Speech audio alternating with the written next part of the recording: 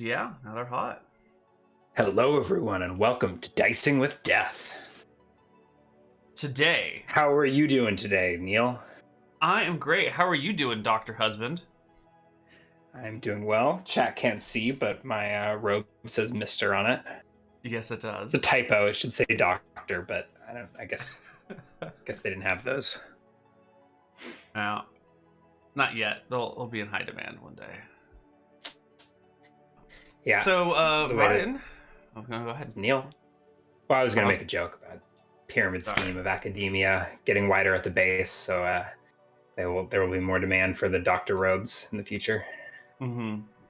You can pass on the false information to the next generation. Something like that. Sorry, what were you saying? I keep interrupting you.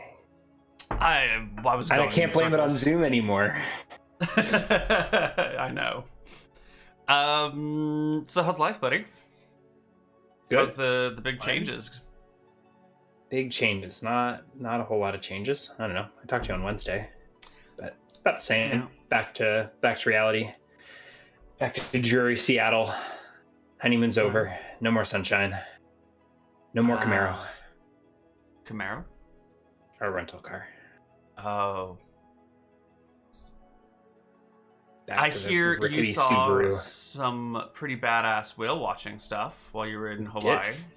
From the hot tub, yeah. Oh man, tell me about Humpback whales, and that's not an innuendo. Yeah, it's like whale migration season or something. There's apparently like 20,000 humpbacks in Hawaii this time of year. Damn. The Japanese almost hunted them to extinction, but I think they're back with a vengeance. And I guess they train their calves to swim or something like that. So there's a bunch of little babies and their moms, and like the babies like trying to learn how to breach and spout and things like that. So they're like flopping around. You can see a little whale and goosed by the mama right from the shore. Don't even I don't know. I didn't do a whale watching trip, but it's probably a waste of money, right? If I was able to see them just fine. As you can they're like boats that will take you out to watch the whales, but yeah, I know what a whale watching trip is. Could just see them right from our hot tub. Mm-hmm. Or you could be in and amongst them and have your boat get tipped over by the whales and then get eaten by the baby whales because they don't know you're not fish. Maybe if you take yourself out there. Apparently the commercial whale watching vessels keep their distance. Apparently there's laws against harassing marine mammals, but maybe if you got your own ship, or if you got a brother with a tugboat or something, you can pull up nice and close. Possible. Looks like we're gonna have a Sean in just a minute too. Maybe we'll get some of those sweet coffee grinding sounds. Before we do, I want to take your opinion on something, Ryan. Have you heard? I have lots of opinions. Of oat milk? Yes, I have. I've seen it in stores. I haven't tried it yet. I've heard it's okay. I don't know. I'm a little skeptical because I'm pretty sure oats don't have nipples. This is true. Yeah. I mean, I think it's basically the same as these nut milks. They just like soak oats in water and then filter out the chunky bits and give you the runoff. A creamy-ish liquid. Yeah. I don't know. I've heard it's good. I'm curious. It's too damn expensive. Otherwise, I would have tried it out by now. Really? I mean, that's here not it's way outrageous, cheaper than like almond milk. Don't think it is. And maybe I think it's the novelty. It'll probably come down in price or something. But no, it's like $2.30 a half gallon here or whatever. Yeah, which is cheaper than almond milk by the half gallon, I think. Really? We buy ours by the case from Costco. So maybe if you do that, that'll be a little bit cheaper. Yeah.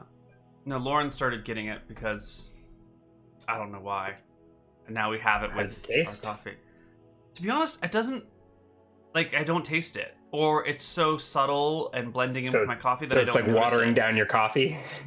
I think so. I can't decide, which is why I wanted your opinion on it, Yeah, almond milk's kind of like that. Like you can't really use it for creamer because it just like waters down your coffee.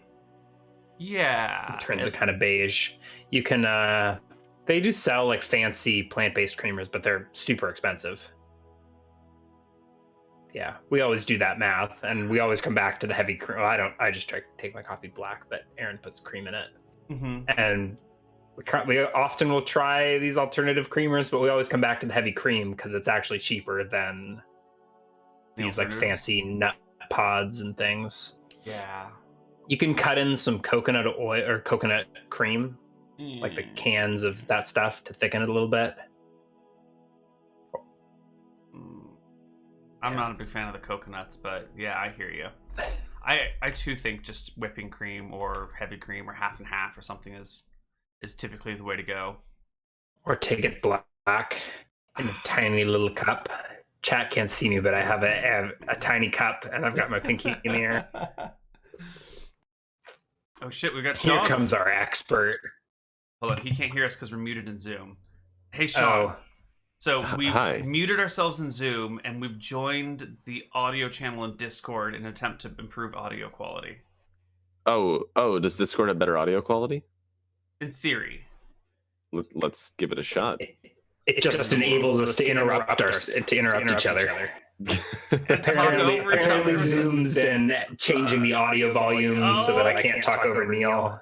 The echoes. The echoes. All right. But Sean can't hear me. Okay, Sean can hear me now. Okay, I've unmuted Sean in Discord. We can talk now. Oh, okay. How's it going, Sean? Just coming through Discord? That's going pretty good. Your voice just got 10 times sultrier. Maybe Discord is the way to go.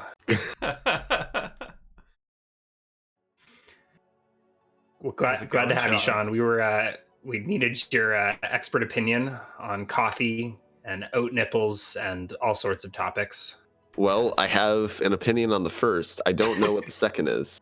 Neal's been watering down his coffee with oat milk lately. We've been experimenting with oat milk because my wife bought it once or twice. Now it's in the house, so we're giving it a shot and seeing what it's all about. And they're broadening their sexual horizons. Oat nipples, man. You just go and milk them every day. It's a little... Really hard to find them, though. And you've been putting this in your coffee? Yeah.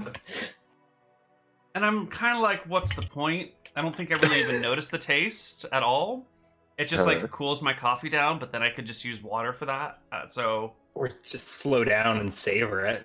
Yeah. I have trouble drinking my beverages too fast, so it kind of helps to have scalding hot drinks to slow me down a bit. See, I normally say that putting something in your coffee is a sign that you're drinking bad coffee, but after saying that, I have been referred to by terms such as elitist, so... Yeah. I think some people can't handle the bitterness of it. Yeah, but like, that's what I mean by bad coffee. Like, if you go out and you buy really nice coffees, you can get some ones that are pretty easy. To go down. Yeah, but then it's like a cost effectiveness thing. How much does really nice coffee cost compared to like fine coffee? Okay, if you're buying really chintzy, shitty coffee, you're probably getting like a ton of it for like $8 a pound. Like that's Costco coffee, right? Yeah, $8 to $10 a pound. Hold on, I get the decent stuff at Costco for like $5 a pound. Oh really? Oh yeah, no, sorry. Folgers is going to be like my bad. $3 or $4 a pound, maybe. Yeah, so you can get the really cheap stuff for not much. Good coffee is probably going to be like, I guess it depends on where you live. I would say like $15 a pound. Often they'll sell it. They'll trick you. It'll be like $15 for a 12-ounce bag. Yeah. So like, I'm saying, yeah, maybe. A standard coffee bag is 12 ounces usually. So when I was in a more rural area that did not have insanely high cost of living, it was about $15 a pound. Now it's about 18 to 19. That's about what I paid. That's for like good mid-range coffee. If you're buying like specialty coffee, you're gonna pay stupid amounts, like 20 or 30, 40, 50, $100. Yeah. This is the coffee that's regurgitated by a cat, right? I think it's shit out by a cat. By a bat, right? No, or maybe that too. No, there's like is it a civet? No, it's a... We're talking about the same thing, right? Like the animal that poops out the coffee beans, then you like clean them. Yeah. I thought it was a. Apparently, it's some reason. really good. But it's also like $500 per. Is it like an ounce? It's not that crazy expensive. I haven't tried it, but you can get like a cup of it for like $5 or $10 at some cafes. The Civet coffee cup. Oh. Is it a civet? It's a civet, some sort of Indonesian cat Jungle slash. cat. It's not actually. Yeah, it's a weird animal or something. Maybe more like a raccoon or something, which Mhm. sounds less classy. But Or you can get monkey poop coffee from India. I don't think the monkeys actually poop that. I think the monkey poop coffee from Thailand. Maybe they're brought in. I think the monkey coffee is not actually digested by monkeys. The monkeys just pick it. Oh, monkey picked coffee. That's totally different. Yeah, but maybe they call it monkey poo just as like a marketing thing. Okay. And then there's elephant shit coffee. Apparently, according to this website. Monkey poo, civet poo, and elephant shit. From Thailand. These might just be names. Yeah. But, so, civet was what you said? Civet, yeah. The cherries are then picked and brought to well-cared-for elephants, each maintained in their own home, and carefully mixed up with their other food, including things like bananas and rice to ensure a balanced diet. Once the coffee runs its course through the elephant, which can take anywhere from half a day to 3 days, the leftovers are pooped out, and farmers go through the feces by hand, harvesting the undigested beans. The process eats up 36 whole pounds of coffee cherries for 1 kilogram of coffee purchased. Wait, 36 pounds of coffee... cherries for the kilogram. That's then with there's the fruit intact. Right, okay, that makes sense. Wow. I mean, it's like Bear Grylls milking the elephant poop. Uh-huh. And then from, like, Nicaragua or something, they've got wild batshit coffee. Nice. Are the bats wild? Or is the shit wild? Or is just the whole concept wild? Let's see. The bats patiently chew off the exterior while it's still in the plant. Sounds like how you get rabies. Yeah, that's how you get corona. I don't fucking know how this shit works. I'm done. And there's also bird poop. I don't trust that shit. It comes from Brazil. Eaten by turkeys. That sounds sketchy as fuck. Oh, also, if you want like a lighter taste on your coffee, you should do pour over. So it gives you a much more What is pour over? You get like a filter cone, and then you put the grounds in. I think it's how you make coffee, Neal. It's like regular standard. It's like a drip, water. except you do it by hand. Got it. Except you are the drip. You are the coffee machine. Yeah, you are. Got it. You are the drip. Isn't that what you've got? Isn't that? How And then when you hit a really high level, you take the coffee in your bare hands and you just smash it under such high pressure that you create espresso. Oh, nice. That's pretty sweet. Mixes with the sweat from your crushing. That's okay. That's actually a thing. With coffee cherries, you put them in a leather bag, mix it with, I think it's like butter, or it's not butter, but it's like butter. But you basically put like a bunch of crushed up coffee cherries in there, and you mix it with butter. You put it in a leather bag and wear it around your neck, and then it mixes with your sweat and cooks there, and then it's kind of like on the go trail mix, and apparently it's really good. That sounds horrifying. Isn't that a thing that baristas will claim is that like the oils from their skin is an important part of like sealing off the espresso machine stuff, so they'll like give the rim a little it's not a modern thing. That's just something that used to be done like a very long time ago.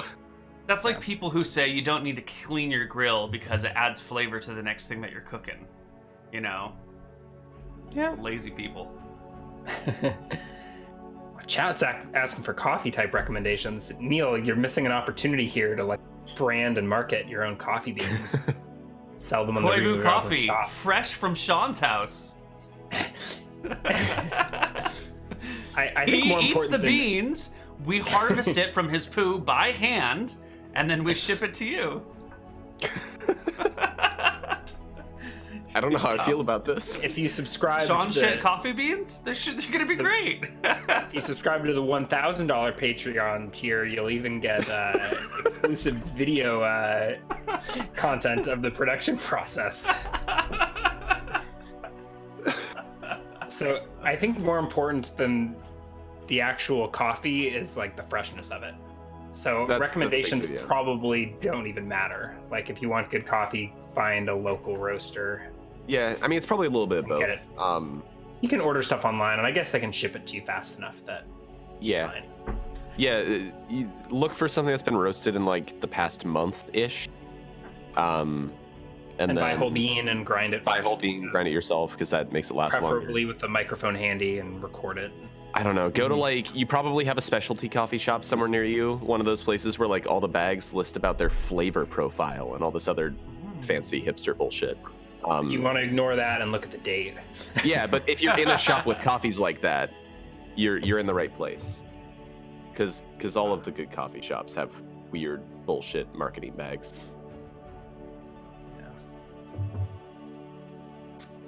How do you feel about like flavored coffee, like French vanilla coffee?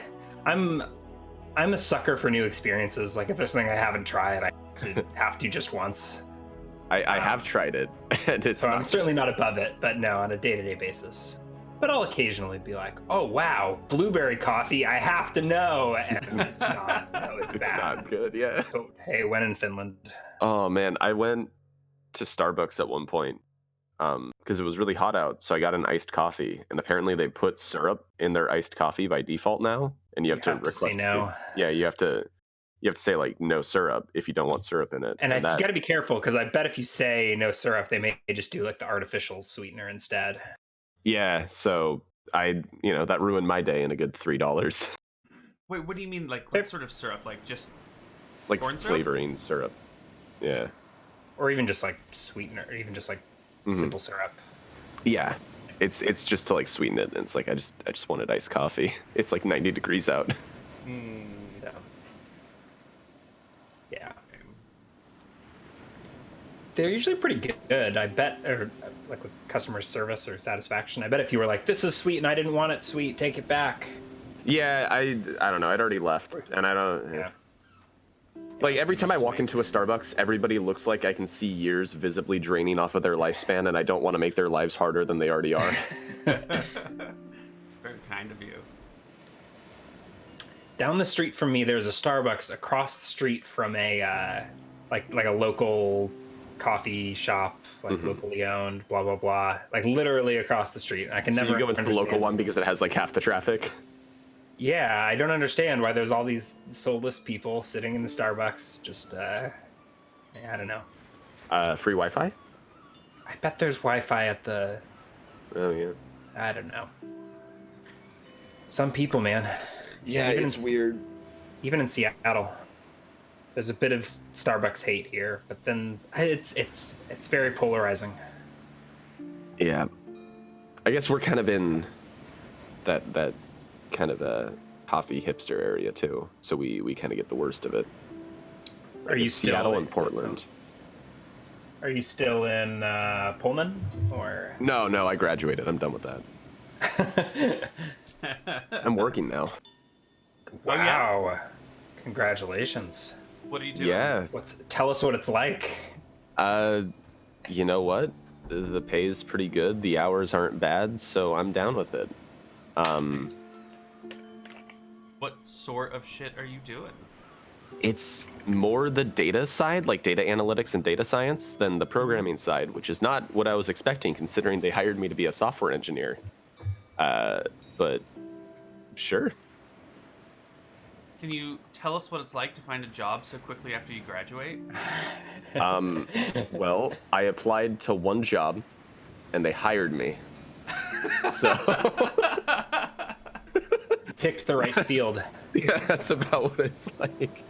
Granted, I did go with the company that's like, we're hiring tons of people, so make sure to apply because you've got good odds. Like that, it's that kind of company, right? Like they've got a few 100,000 employees, and just my like section has a few thousand. So like, I don't know. I'm going into a place that has a lot of new hires, so I guess it's not too crazy that I got hired by them. Well, congratulations. Nice. Yeah. Yeah.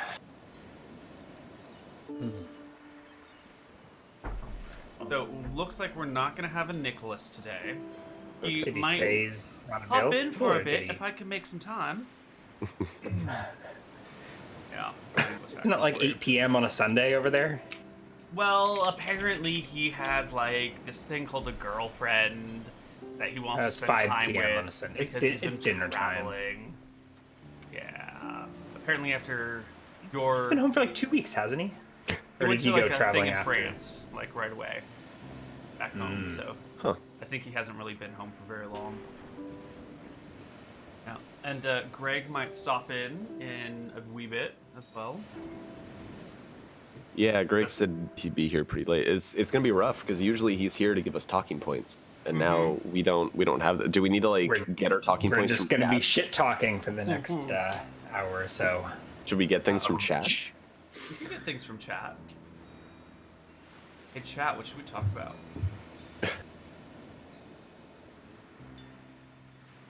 Big Taco was telling me not to talk about certain things. Maybe he's got a recommendation for what we should talk about. Last night, I was thinking maybe I should get a few talking points ready for chit chat, so that because Greg just messaged and said he won't be there, so that'd be a good idea. And then I didn't do that. I went to bed instead. Would have been nice.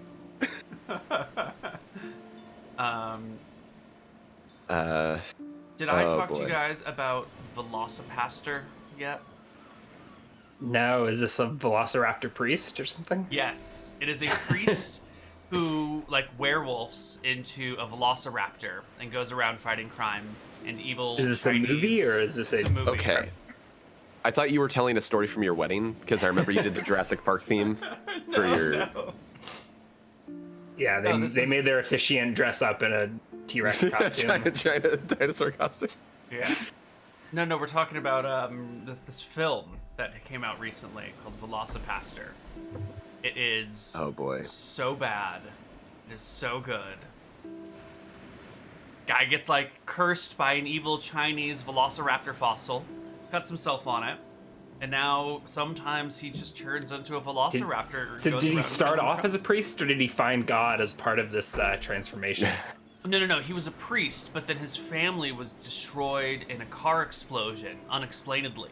And then he gets the power of the Velociraptor and meets a prostitute who helps him use the power of the Velociraptor to go fight crime, which ends up being this evil sect of Chinese ninjas. That's right, Chinese ninjas, who are trying to manifest destiny Christianity across the world in an evil way. Wait, so the pastor has Christian to stop ninjas? them. Chinese Christian ninjas. Okay. Yeah, and he has to stop them. That really because they're sounds like doing it wrong. should be more Japanese, shouldn't it? Yes, it should. But it's an ancient. I don't know Chinese why that's Christian hanging ninja. me up more than the Velociraptor lycanthropy, whatever. But Yeah, you were going Chinese ninjas. That sounds right. And then it was Christian Chinese ninjas, and I was like, It's a wait, little is that weird. a thing? I don't actually know. Is Christianity well represented in China? It's there. not right now. It is illegal, I think. But Yeah. historically, there were Marco Polo was a Christian missionary Yeah. in China. Well, I just remember So it was- I do know was Japan a had thing, some turbulent history with its Christian elements. in China, it's the Cultural Revolution outlawed all religion. The only Did it God outlaw is- all of them, or was it? Yeah. I thought it just frowned atheists. upon them, and then some. They rebranded a lot of Chinese mysticism as philosophy. So Confucianism is officially sanctioned. Okay. Mm-hmm. Yeah. Anyway, Well, I recommend. Also, I liked the everybody- fact that his whole family Velociraptors. died in a car explosion. It wasn't a car accident. The usual mode of death when you involve cars. It's a car explosion. Well, because then well, in later the a movies, bad any guy. car accident results in an explosion. No, it's his parents are waving at him from across the street, and then the car blows up, and then eventually the car blew up because of this evil guy in town who was also a pimp, and then he's got to get revenge for his parents or something. I really stopped paying attention at a certain point. It was fantastic. I recommend it to everyone if you're in the need for a good movie Or a bad movie. or a really bad movie. Yeah. So I don't know if we were going to talk about this, but Apollo has brought up coronavirus. So I guess we can share some stories from Ground Zero. Or I guess I can share stories from Ground Zero because you two don't. I can too. I mean, I'm right outside of Seattle. I guess you're in Seattle, right? Yeah. Yeah. This is what Twig told me not to talk loosely about. tied to UW. Oh, has he told you not to talk about it? Well, he said don't spread misinformation. So don't Okay, talk about it. But what the fuck does he know, keep this like brief and boring because we don't want to like spread hysteria here. There's no misinformation to it. We haven't said anything. We can poke fun at the hysteria that is spreading outside. That's true. That's true. The city's lost its shit. I mean, I will point out because like I've seen some news about how the death rate from coronavirus is growing. I'd point out that a lot of this comes from the fact that we don't test anybody who has mild cases of it. So the death rate is going to be artificially inflated. So if you're seeing that number go up and you're like, oh my God, it's going to kill us all, it's probably going to be like a fraction. They're like 1%. Rationing testing kits. We've got one of Aaron's like clients, something like that, colleagues, went to a hospital for unrelated reasons that happened to have a coronavirus patient at the hospital.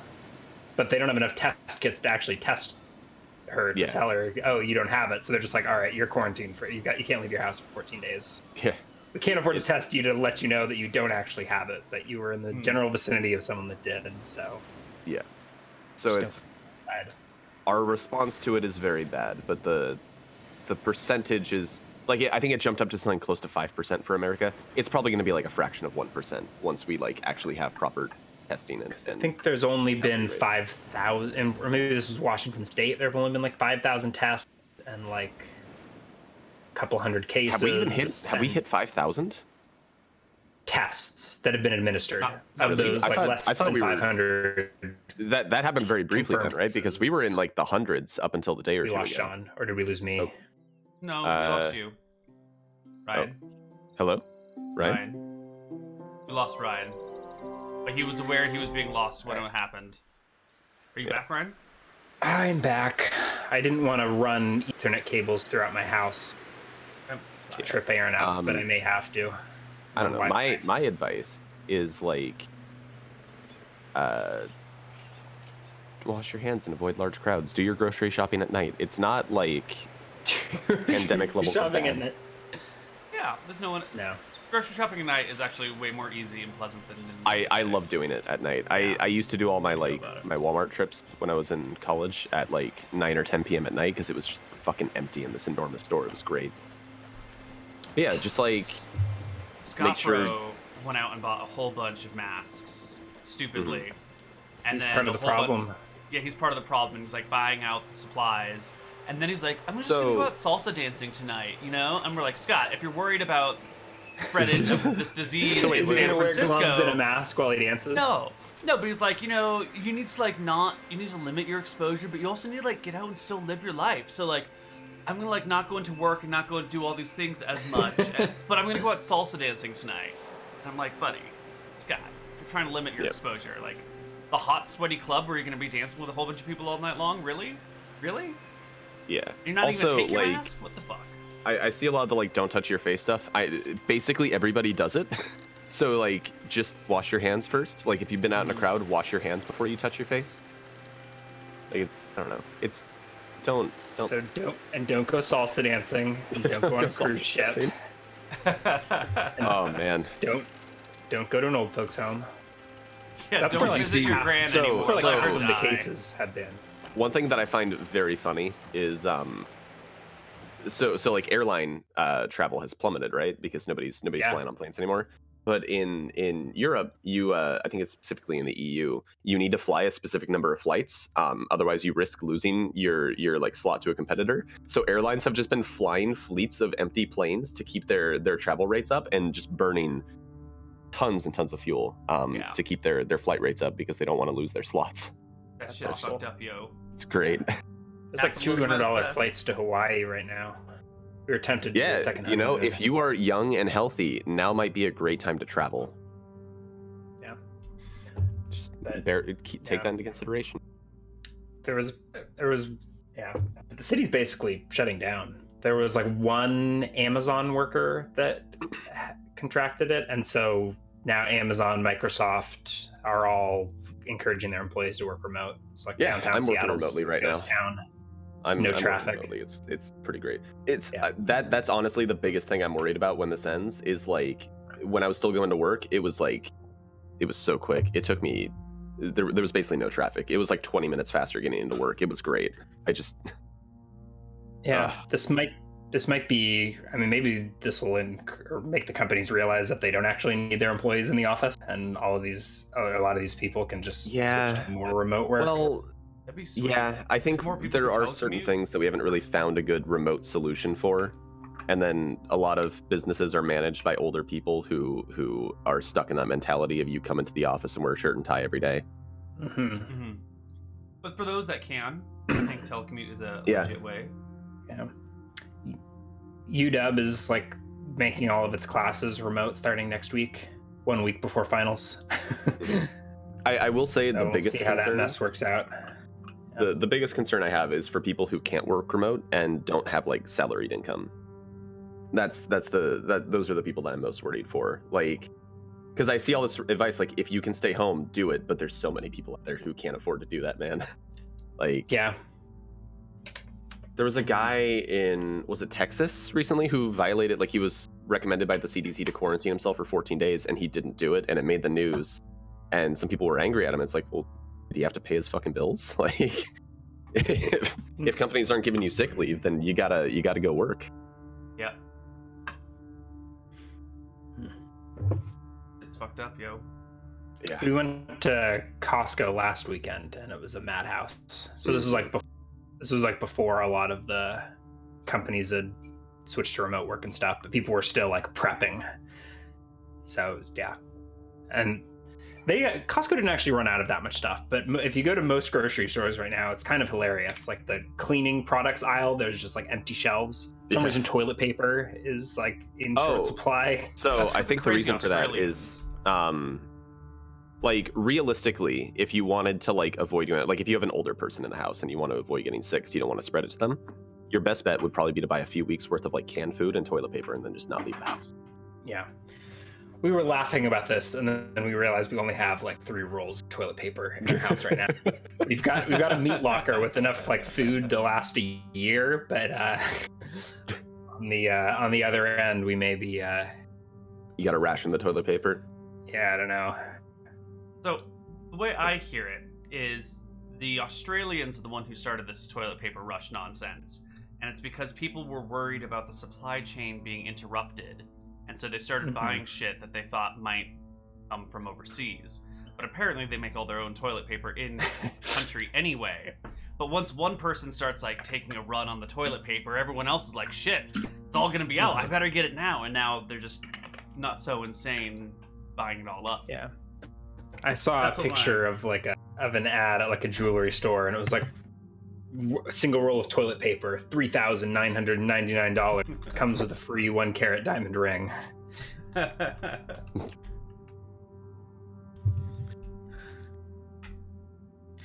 Hysteria. Yeah. Tell Sean that Microsoft agreed to pay the wages of all their hourly employees. Yeah, I saw that. It's good. I'm glad they did that. Too.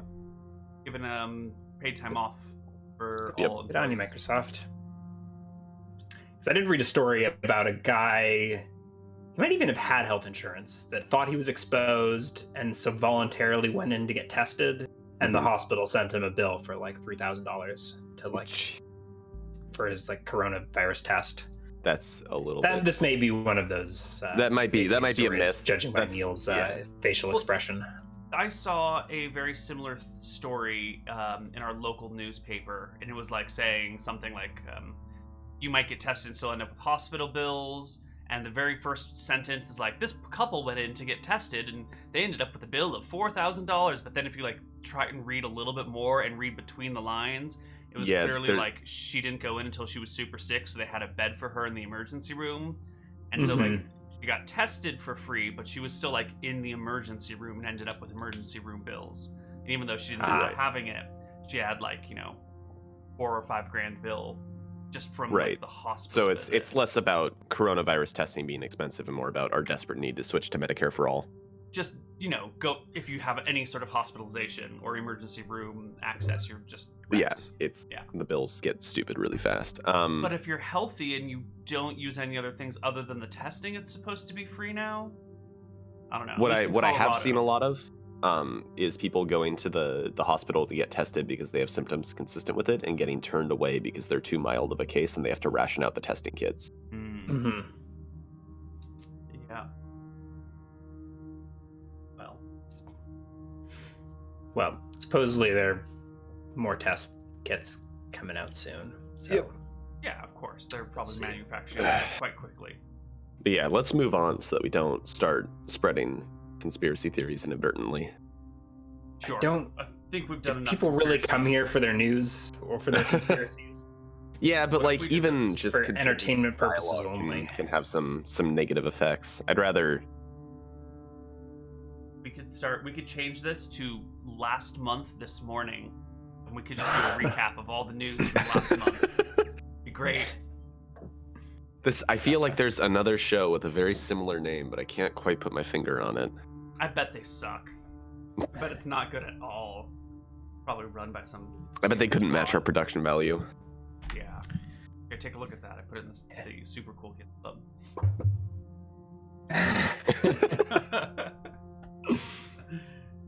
Did you share this with the chat? I'll share it with the chat. Oh yeah, you did. Anyway, Greg's not here, so let's talk about Greg. But I was all ready to switch to making fun of British accents on this. Oh, there we go. That's way better. Last month this morning, and now our show's so much better because we don't have that. We don't have that ridiculous accent. Yeah. Yeah. I can't even tell what they're saying half the time. It's like Lord of the Rings. It's just a bunch of weird muddled words, and I can't hear it without the subtitles.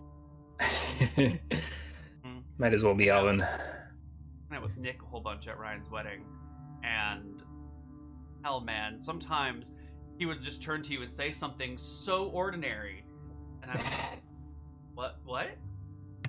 I think we were like we were like making tea in your parents' house. And then he turned to me and said, like, da-da-ba-da-ba. It took him like 4 times to figure out, like, okay, I'm Nick sorry, a goblin now? where is the trash can?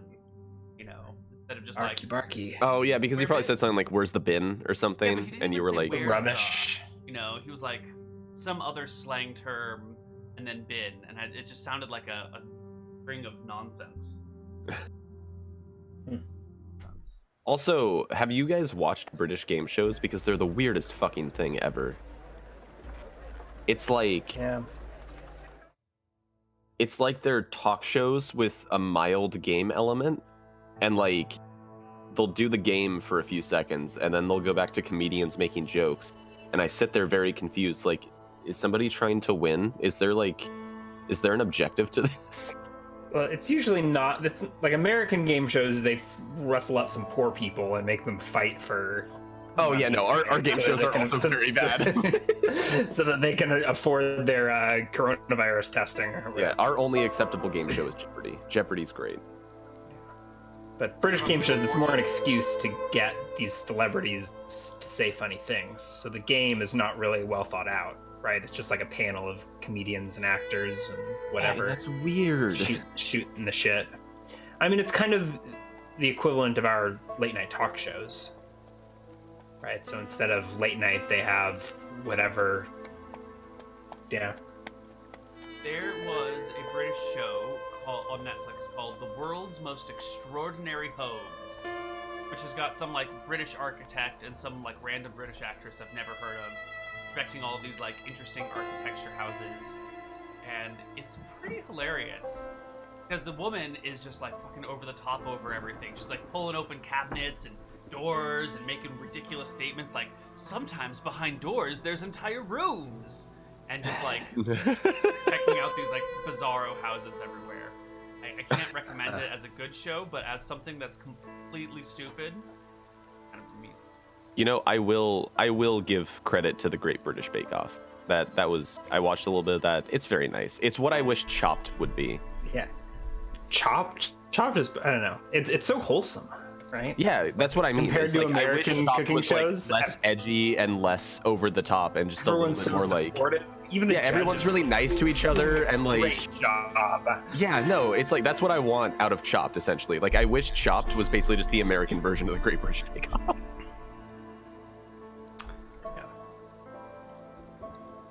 I think we might have just had census people coming to our door. Oh shit, is it time already? I didn't think it was until later in the year. Told them that no one lives here. Chased them off with a broom or something. This is America, you chase them off with a gun. Maybe these were you should vote people. It could be anything. Yeah. You got to get your census info out right, everyone. They haven't even started the census. Okay, this wasn't census people. They had clipboards. I peered at them angrily through the blinds and turn off all the lights. They wouldn't think anyone was home.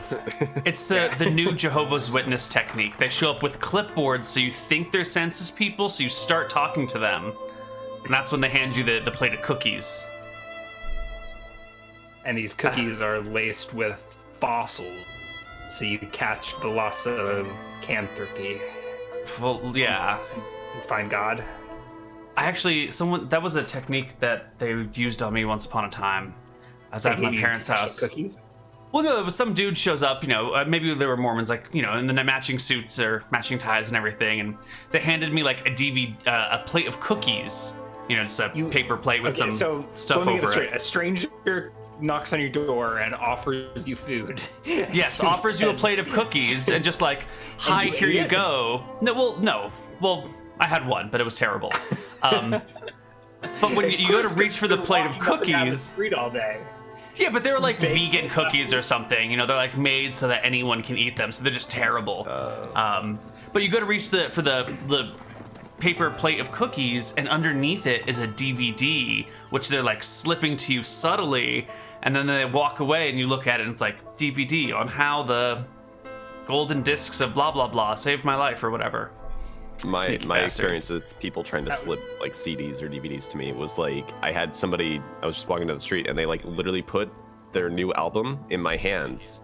They're like, here. And I was like, oh, thank you. And then I started to walk away. $10. Yeah, and they were like, hey, you got to pay me now. I was like, oh, no, thank you. Yeah. That's a thing. Or they're like, hang a piece of jewelry around your neck. Expect you to pay for it. Street vendors or whatever. Mm-hmm. This is why we don't go outside. Yeah, the outside world terrifies me. Now more than ever, right? No, it's great right now. There's nobody outside. It's awesome. Like there's that mental conflict of acknowledging that this is a terrible thing that's going to it's not gonna be like pandemic levels of bad, but it's like it's not a good thing. But then I have to look at the other side and say, but it's really easy to go basically anywhere right now because there's no large crowds of people. Yeah. Nice. Yeah, so like bad for society, good for me. Yeah, maybe I should go out more now. One of those things that you hope ends for the sake of other people around you, but one of those things that like secretly in that very dark place of your heart you hope doesn't end too soon because you still need to go to the store this week. Well, we have lots of dry goods and canned foods. We're ready for the bunker. What an appropriate Neal fact on this day. Oh. Neal steals time from the clocks every spring and returns it in fall. Out of the kindness of his heart. He didn't even queue up the right number. It was just a 1 in 65 chance. Well, call me Persephone.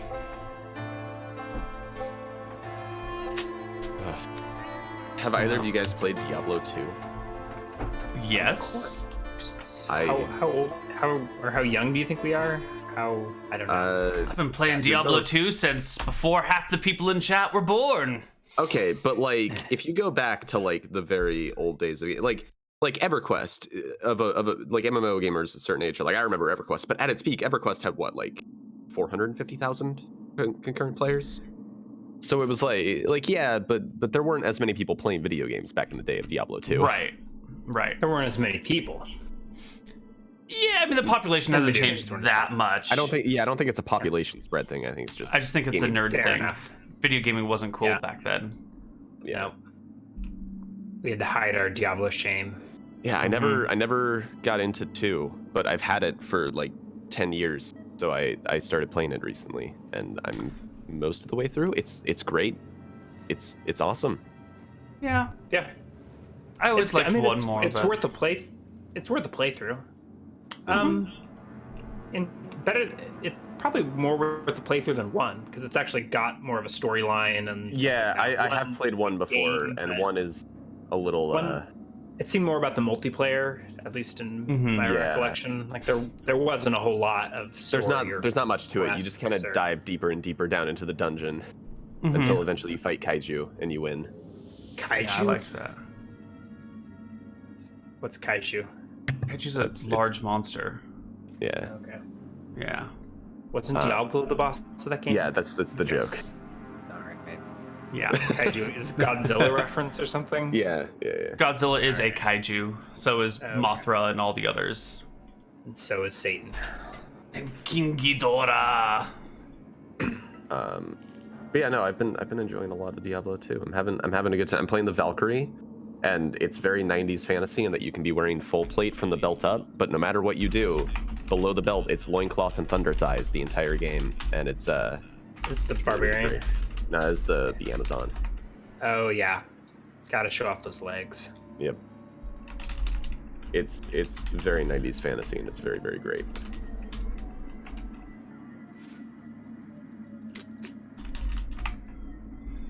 So apparently Apollo's wife doesn't believe that there are such things as bro gamers, which is ridiculous because Madden is a thing and That's FIFA true. is a thing. That's true. Yeah. Xbox is a thing. Mm-hmm. Yeah. I think that's like the whole market for the Xbox One was the bro gamers. Yeah. Scott Bro is a bro gamer. And then all the There's also normal people bro bought the gamer. PS4. Programmer. Grammar. Right. Oh god. Yeah. Programmers are the worst demographic. Yeah, he's a bro. He's like one of the OG programmers because he's like 40 now, 42, something like that, 43. I mean, really, the point where you know he's unsavable is when he starts talking about how machine learning is going to save us all. Oh my god! Every time we play Counter-Strike, he's like, "Yeah, the machine learning probably already knows that we're like actually better than the levels that we are, which is why we're like playing with these other people, and like probably machine learns us to like queue with people who are cool to play with." And you're like, "Okay, Scotty, that's nice."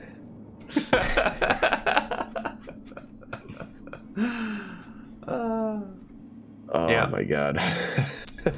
We hang out in Silver 1 and Silver 2 and just act like assholes in Counter-Strike. It's terrible. Mm-hmm. Valve does some cool machine learning stuff, but I'm not actually that impressed with it. So like if you've got Dota Plus, it'll like give you recommendations that is pretty cool, for yeah. like items and heroes based on every game ever played. But they're usually not very good. So I think it's people are dumb and they're basing their learning off of what people do in the game. Yeah. So it'll often suggest items and stuff that you're like, that's not the item I build right now. One thing that Dota Plus does do well is my they make $5. predictions about who's gonna win. Yeah. And that was pretty cool. I always like when they bring it up during like the international. Mm-hmm. Mm-hmm. It's pretty cool, but Yeah. I'm not concerned that the Dota Plus AIs are going to take over the world yet. I don't know who to root for this international because OG's not the same anymore, man. None of the teams are. They always shuffle around. It's true. I mean, OG's pretty stacked right now, aren't they? yeah, I think they got like Sumail. They dropped Seb. Anna, I think, is on an extended leave. I think they dropped Jirax. Yeah, it's not even. It's like I think they only had like 2 returning players. The lovable, who I guess weren't really underdogs, to. Yeah, they went from boys being the boy esports, band right? to yeah, they're full on esports. Made it big, got too much money, and then hired all the top tier players. We're still a ways off from. Yeah, we got a ways to go.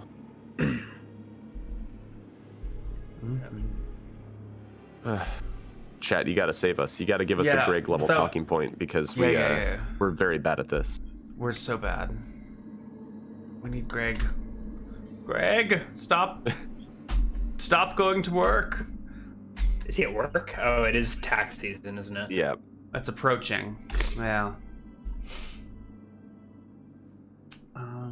Politics. Biden versus Bernie. I don't know if I can do that. Yeah, that sounds like it would get very ugly very fast. Although I do have to vote tomorrow. Although I will say, a vote for Bernie Sanders goes toward maximizing the probability that Mike Bloomberg ceases to exist. And I think that's beautiful. He's dropped out. I mean, yeah, but I still just want to go further and make him not exist anymore. He's. Did you guys see? There was a thing. Biden was giving a speech about what was it? He was quoting the first few lines of the Declaration of Independence. We hold these truths to be self-evident that all men and women are, that thing. You will know what I'm talking about. Yeah. You know the rap. You know how. So I've seen a lot of people gleefully mocking Biden online about his cognitive state, and I find that pretty ghoulish.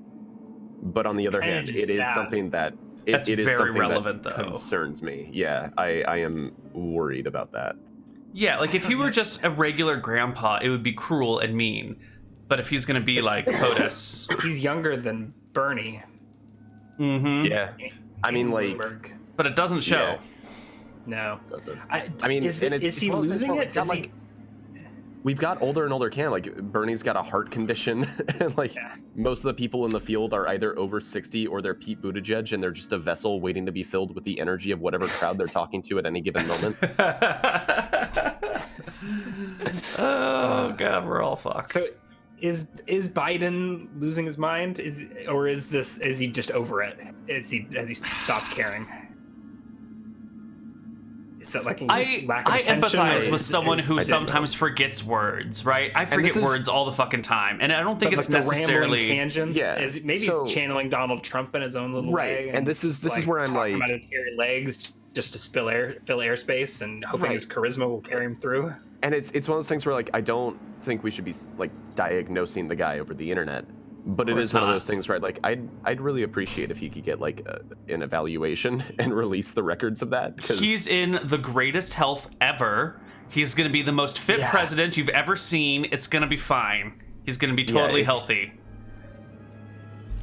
It concerns me. But when I said I think it's ghoulish, I don't think it's ghoulish to express concern about it. I just see a lot of people mocking Biden over it on the internet.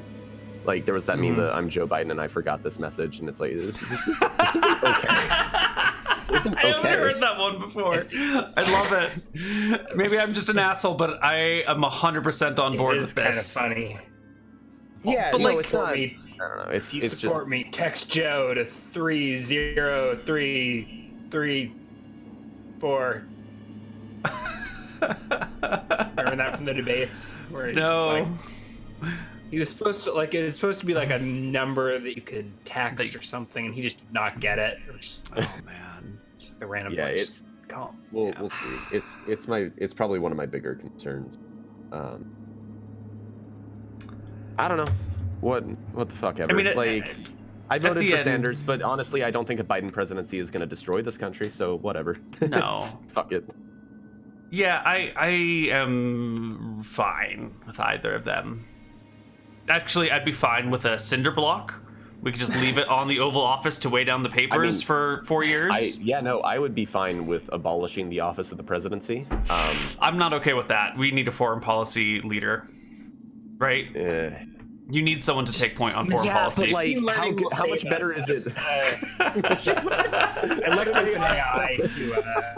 Let's elect Bill Gates. It's perfect. He's another billionaire, but he'll machine learn the whole thing. See, I would believe these billionaires. Okay. Do you guys remember back when the world was a brighter place and Mark Zuckerberg was planning to run for president? No. When was he planning that shit? There was a whole period where he was planning to run for president, and then we started learning, everybody was really on board with it, and then the two factors of Mark Zuckerberg having absolutely no charisma whatsoever, as well as him having some really sketchy shit in his past, started to come up, and it was okay, maybe I'm not going to run for president. Yeah. I mean, if this Bloomberg thing showed us anything, or I guess Trump, you can almost buy your way in, at least into the pretty deep into the primaries. I feel fairly pleased that he spent $600 million and got literally nowhere. Like, I think he's got more delegates than he's third place, isn't it? He dropped out. Sure, but like a very distant third place. No, I think Buttigieg was third. Bloomberg would have been fourth, I think. I mean, look, we can mock him for spending all that money all we want, but like with that kind of money, probably a tax write-off or something. I guess Warren pulled into third. No, Bloomberg has. No, you can't write political things off on taxes. I mean, Buttigieg had dropped out by that point, so yeah. Are you sure he could have, like, if he dropped out prior to Super Tuesday, created a shell nonprofit or something, and political donations can't be written off, and political contributions can't be written off. Bloomberg won American Samoa. Oh, that's right. He did win American Samoa. He won American Samoa. It was him versus Tulsi Gabbard, I think. It's like, what is going on over there? So American Samoa is one of these like weird territories way out in the Pacific, and it's got a big military base, and they have the highest percentage of any state or territory of like people who go into the military. It's ridiculously large, and they have huge health problems, and the island is in, like, from what I hear, some amount of trouble, and it's a weird place. It's like dominated by a U.S. military base. I want to know what the marketing layout of the American Samoa was. Like, what led them to picking between a billionaire and a fascist? Like, that's... Hold the phone. Tulsi's a fascist now? Yeah. That seems a little crazy. She got invited to Syria by the Syrian Social Nationalist Party? Didn't she go there on a congressional delegation? Anyway... I don't think she could be a fascist. That's a bridge too far for me. But she's got a lot of uncomfortable friendships with horrible dictators, and is also in a surfer cult, or was in a surfer cult, which she isn't technically a part of anymore, but her campaign is largely staffed by other people from said surfer cult, and that's really weird. But she's from Hawaii, so that makes sense. That makes me like her more. I mean, yeah, so I think that's why partially explains her appeal in Samoa. Just being from Hawaii. That explains her, but not Bloomberg's. I don't know. I think Bloomberg must have just spent tons on political advertising there. Yeah. $600 million, guys. That's more than, like, all the other people put together. It's an insane amount of money.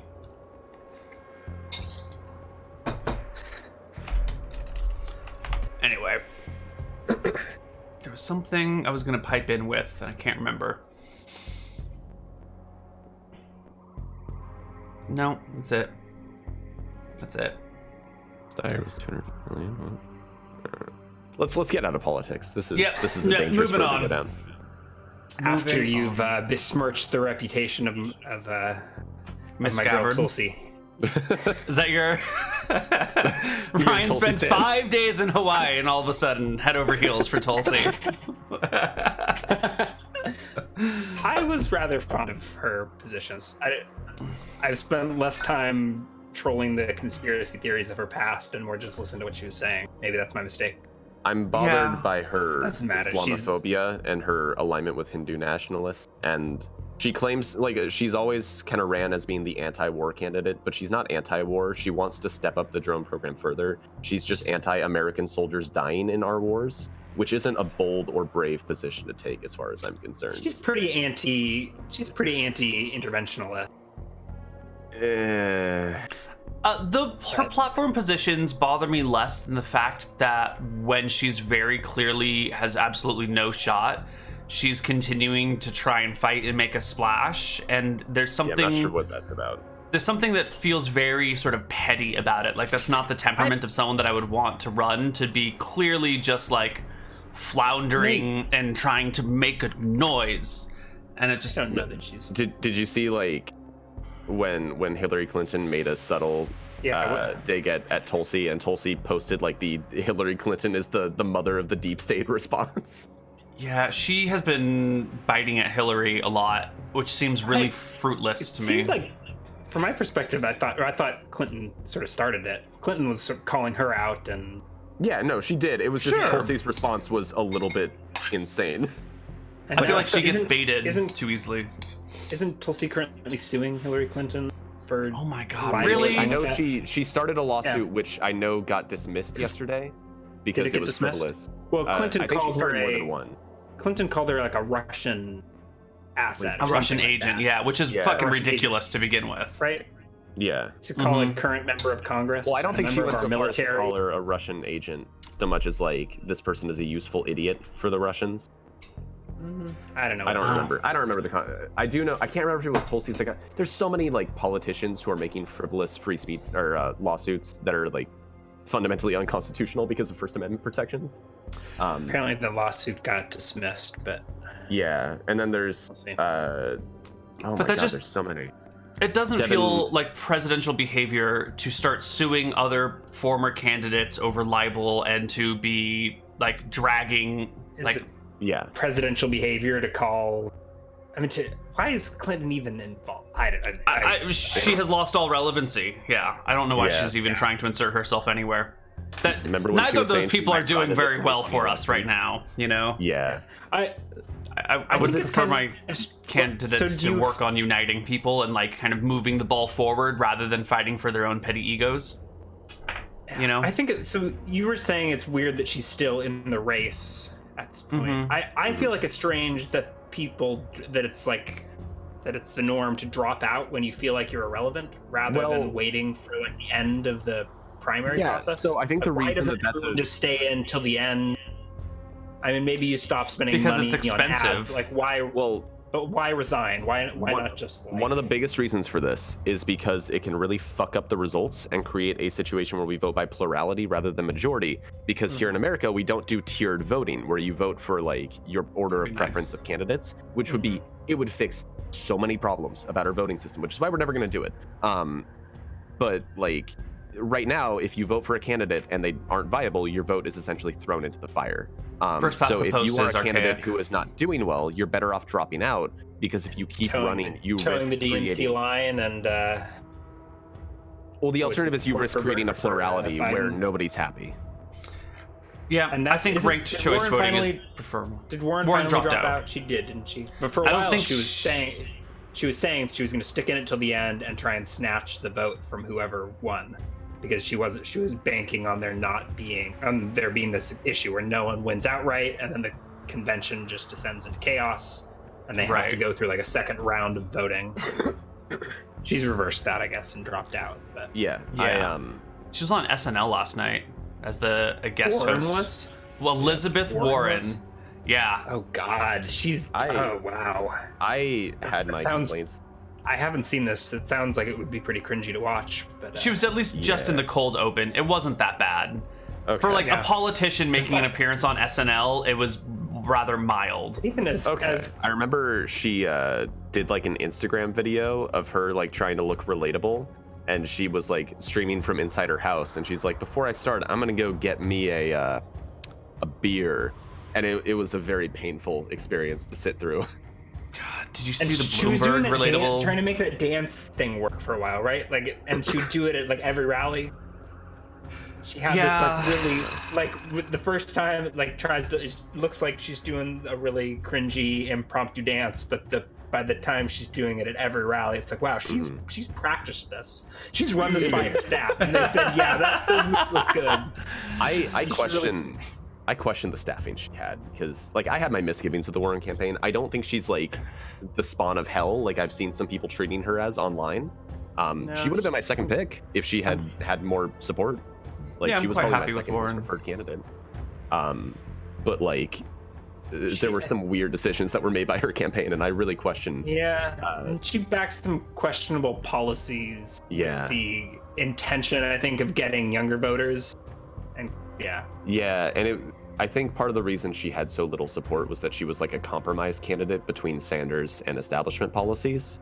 And I think that's something that a lot of people don't want. A lot of people either want to go like full on, we want to like go down the hard road of progressivism, and then you have other people who are like, we just want to go back to before 2016. You have the people who play towards the center of the party or the center of the country, and then you have people who play to the far left, and everyone in the middle just sort of stops being Yeah. relevant over time. And Warren is like the compromise candidate, but compromise candidates don't get traction. But she's not even a compromise. She's just like a couple inches in from Bernie, right? She's like, Bernie's crazy far left. Well, not really crazy. Bernie's on the far left. In a sane political system, Bernie would just be normally left. Right. So as far as the Democrats go, though, he's on the left side of things. And she's a few inches in from him. So all the far left people are going to go for Bernie over her, I think. Either of them would have been fine. They're probably going to have like the same people that they would have put in office anyway. The same people they would have hired to staff things. And the staff of the president does more than the actual president in the long run. Like the people you point to State Department and Health Department. So I don't know about Bernie though. He seems like he's in the DNC's shit list. Like they don't like him at all. They don't. So I don't know that he's not. I don't know that he will be He would be staffing his administration. Yeah, I think he'd have some different. Same way. I don't think he'd do the typical list. No, I imagine that's why they're. Anyways. Yeah. Outside of Medicare for All, she was much more middle ground. Like Medicare for All was one of the things where they tended to line up a lot more. To be honest, though, like the platforms and positions that people put themselves on, and the things that they're like, I'm going to do this. I don't really give a shit, because if it's a Republican-controlled Congress, you're not actually going to get any legislation through. It's not the purview of the office of the president to pass legislation. The president should be enforcing legislation and dealing with foreign policy and local policy. So I really don't give a shit what people's legislative agenda is. That's fine. But what you're forgetting here is that we live in a country where the executive branch has been getting more and more power every single presidential term. I don't know. I think it's been losing it for the last couple. I think it was gaining power up through GW. It was maybe growing in power. I mean, FDR power boost and then a little bit down. And didn't Obama pass like a fuck ton of executive orders as well? Like it's more sure, but that doesn't. I think every president has done successfully passed more. Yeah.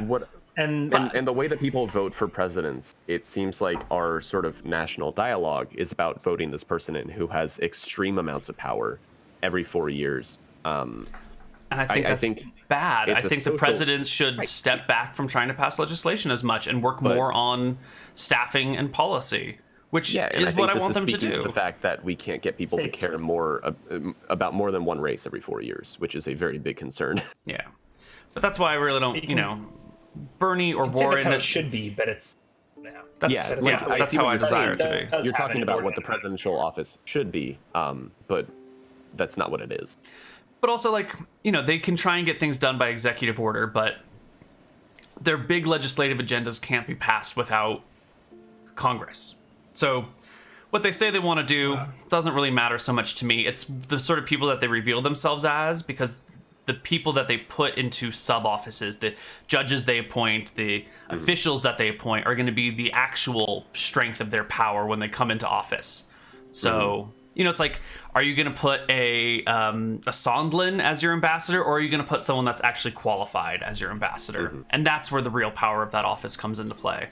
So I care more about the person than what they pretend or say that they're going to do. I care about the policies. Like if Warren's policies had been as unapologetically progressive as Bernie, she would have been my number one pick, because I think she has a better temperament than he does. Like I think she has the more presidential temperament. I think Sanders is the kind of person you would really want as a VP, because he can motivate a crowd. Like he can go into a crowd and say like, we're gonna do this, and fuck anybody who says otherwise. Like that's the person you want as your attack dog. And I think he'd be fine as a president, but I think Warren definitely has the better temperament and the better control strain. Maybe. I think the big roadblock right now is the Senate. Right there's hundreds of bills sitting on Mitch McConnell's desk. Oh yeah, without flipping it, you're not going to. Just never going to a Senate vote. Yeah. How old is Mitch McConnell? He's 78. Oh shit, this could be the end of Mitch McConnell. If Corona goes down towards Alabama. We can always hope, but there are some pushes to. But Neal, I'll remind you that good things are impossible, so it's probably not going to happen. I mean, he'll die one day, right? He can't live forever. He's no. What's the dude's name? Never mind. He's no Cheney. I'm really excited. He's no Mitch McConnell. robot.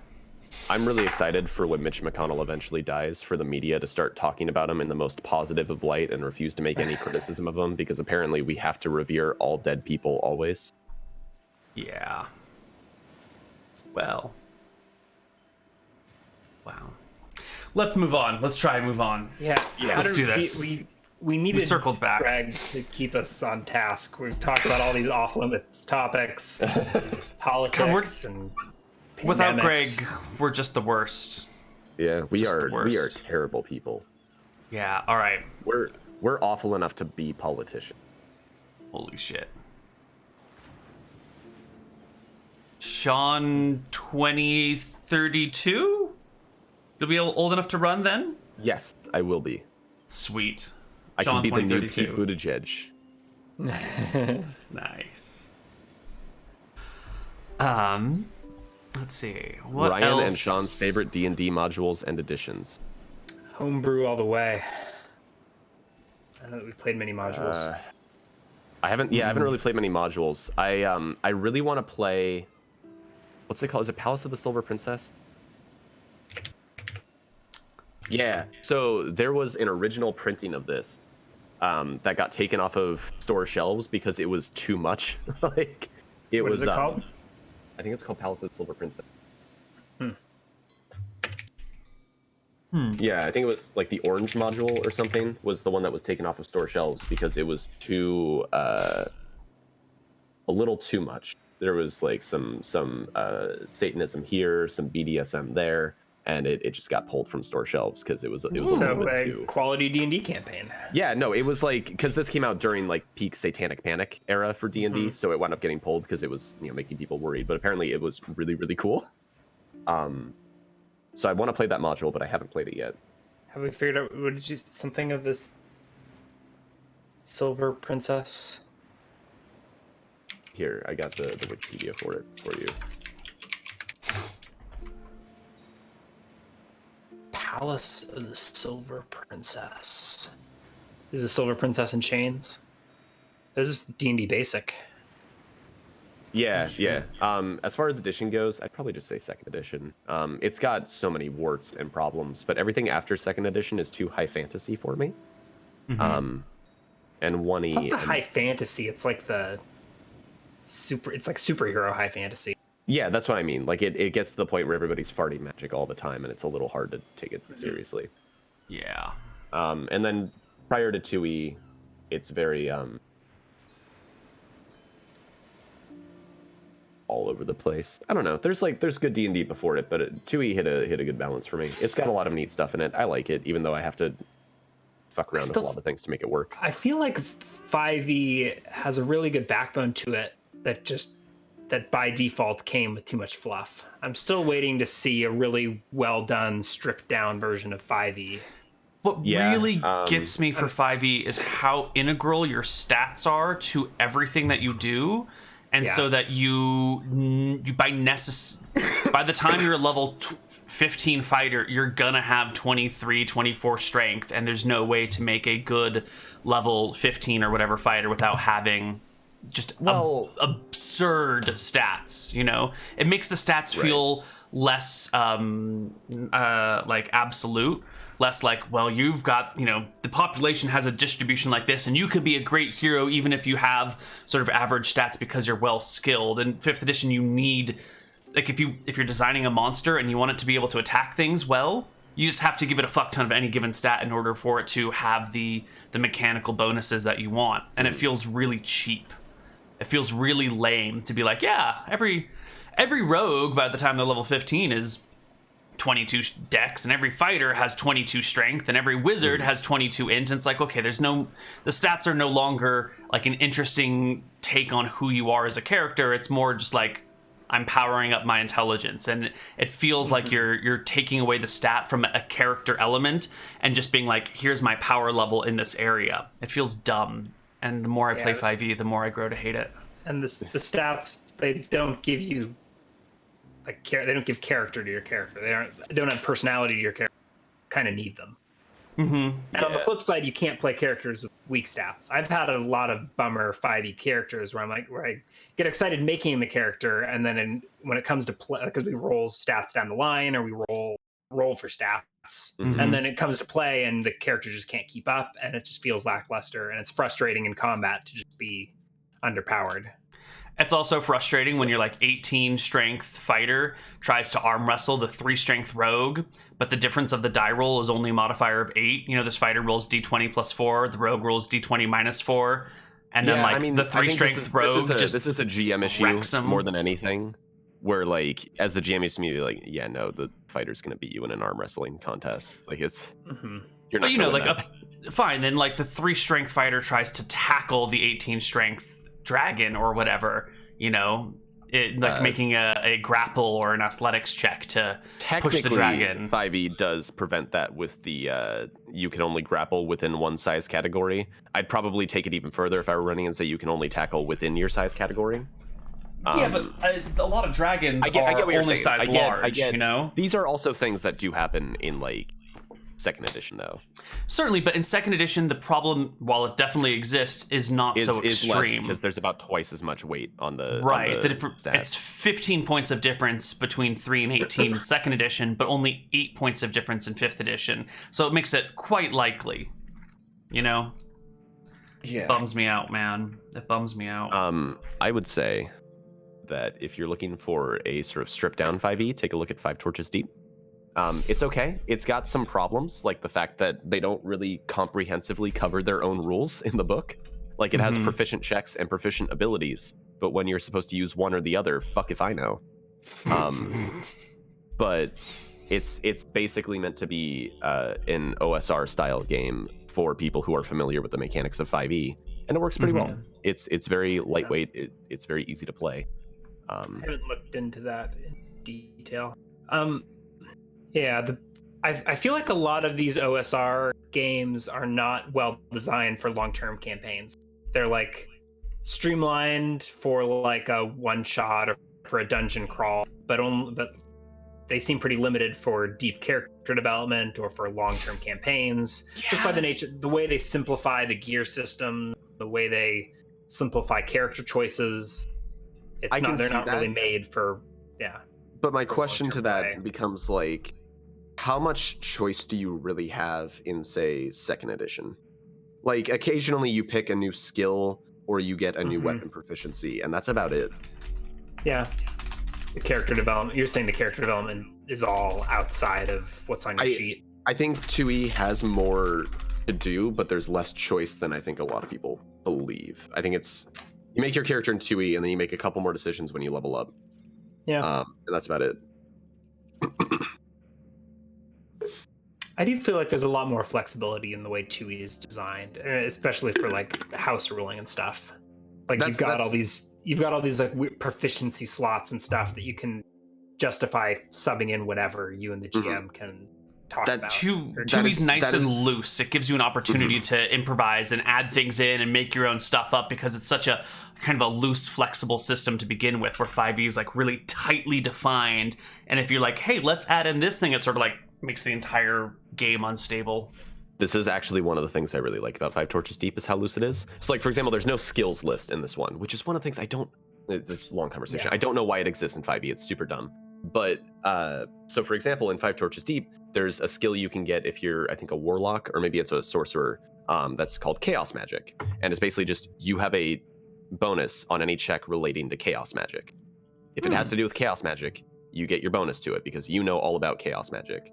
And it's because it doesn't have a list, it's open to you creating skills on the fly. It's nice in that regard. It gives you that sort of thing. That's nice. I like that. Yeah, it gives you that flexibility. And it's one of my favorite things, the spell lists, because they're so short. Each spell description is like a sentence long. The spell takes up arcane spell list, 1 page, divine spell list, 1 page. That's the whole spell list for the entire game. That's all you need. Yeah, that's the one thing I don't like about 2e, is how overwhelming the spells are and how restrictive they can kind of be. Yep. Or like prescriptive. Like you've got it takes away some creativity from the magic system, which I think is fine in a certain campaign setting, but there's not the flexibility to, and I guess 5e is even worse in this respect. It's pretty bad. Rigid the spells. I still remember when I was doing Seekers of Sarmanath, Faye was playing a druid, and she was like keeping track of all these different features because she had like her spell list, and then she could also transform into other creatures, so she had to have the monstrous manual ready so that she could get stat blocks for those things. And she was just like, I've never played a more complicated character. This is fucking ridiculous.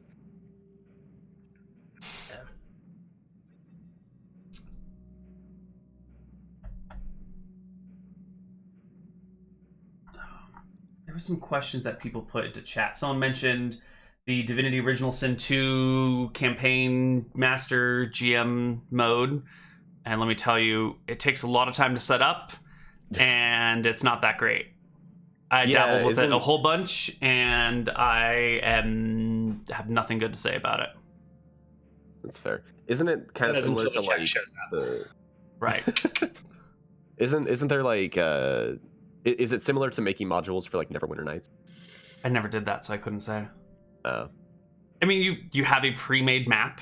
They have like a list of maps that you can use, and then you put some monsters on it, and you tweak their stats very much in a similar way that you might tweak a 5e creature stats, and then you allow your players to fight, and then you would just narrate in between the battles because it's just like a combat simulator. But can you make your own maps, or there's not even that?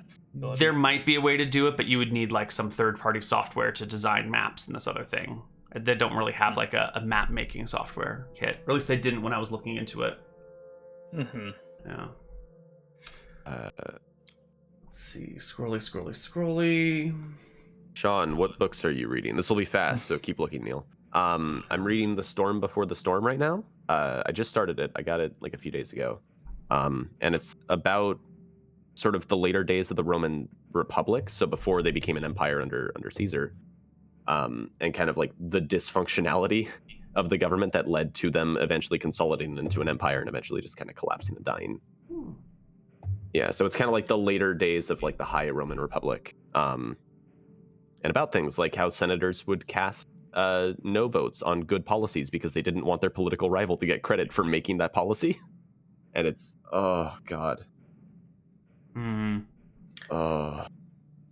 I have recently returned to the Wheel of Time. Oh my God, the endless story. That was another question, was the Wheel of Time discussion.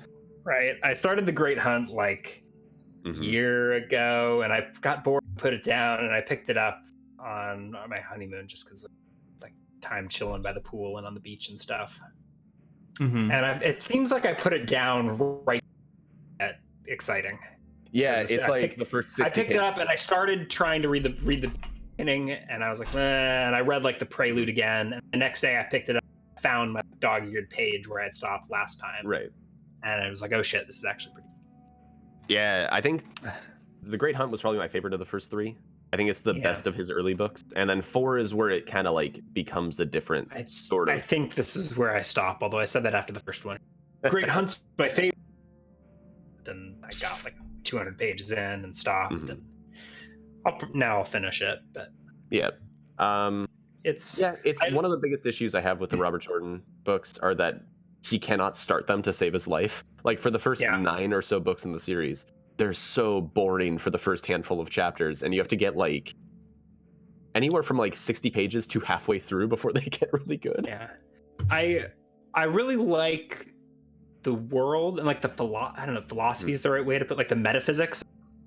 I feel like that's really the only strong point as far as I can see. Just like the whole like that's kind of the focus. Realities, timelines, like the circle, and this has all happened before and will happen again, and like he's really good at like tapping into these like, I don't know, what do you call it, like universal human symbols and things like that, and like making it feel, I don't know, like it's got a lot of tie-overs with real, or I don't know, similarities with real world kind of religions and mysticism and pretty typical human stories that have showed up throughout history, but it's also in fantasy settings.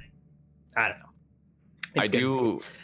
Yeah, there's a lot of that later too, where like people will do things because the prophecy said this thing would happen, so they'll like try and twist things around so that they're technically fulfilling this prophecy by doing this thing, so that it's going to succeed when they do it.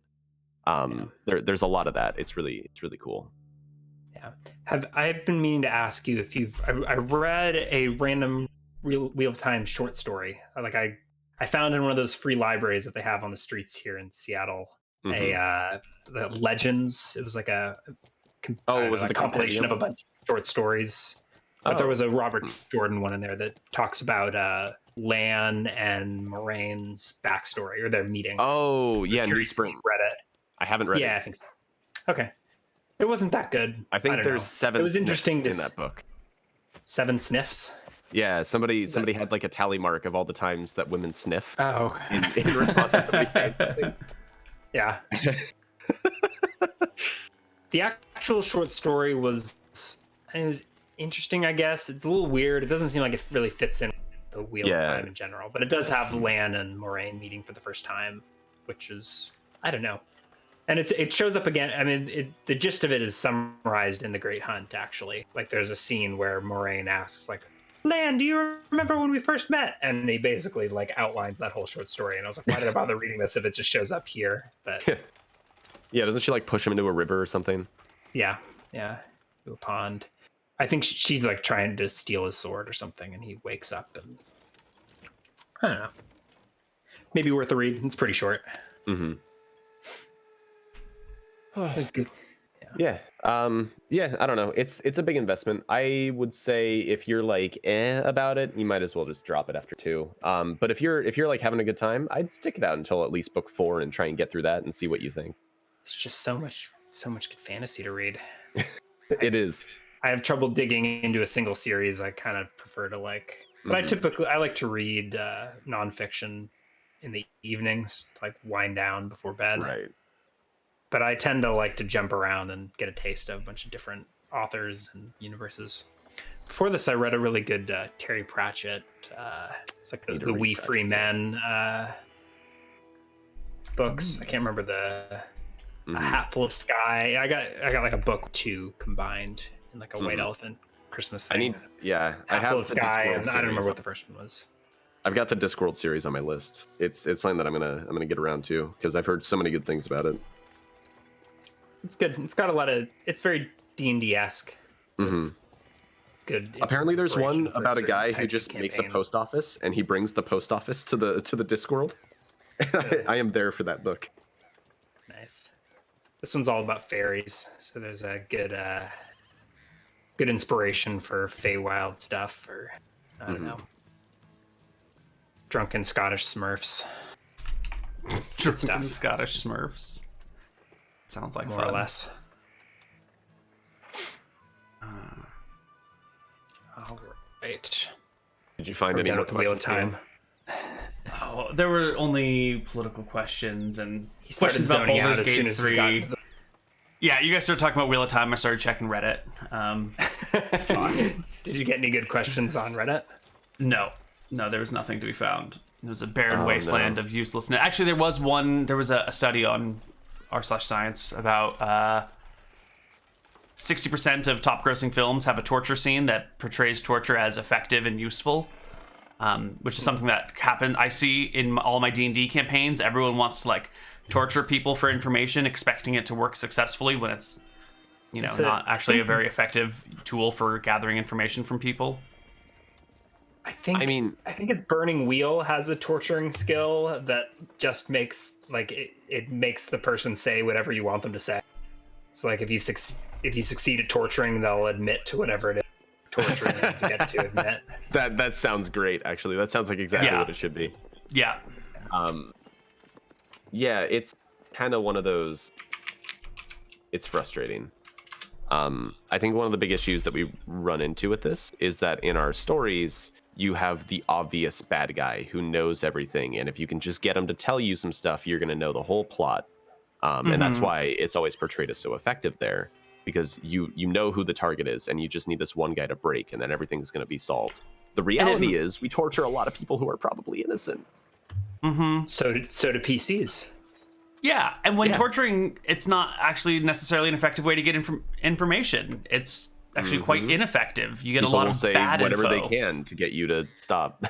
Or they'll say 10 different things, and then you have to follow up on all 10 of them, and maybe one of them might be true or might not be true, but now you have like, it's just not a great way of going about it. It's also wildly immoral. I think that's one thing that often doesn't get talked about. Like people get into the debate of whether or not torture's like effective, and it's like, can we talk about the fact that it's blatantly horrible? But it's usually talked about in the context of war, which is already immoral enough to begin with. Like you're already murdering people. Kind of like barred by most rules of war, though. Yeah, definitely, certainly. Yeah, but I'm saying like even at the war, point where we're killing people and blowing civilians up and that stuff, like I could see how someone might say, well, we're already murdering 50,000 people. What if we just make like 500 people very, very uncomfortable through torture? And I could see how those lines might get blurred. I take your stance, but I'm playing devil's advocate here.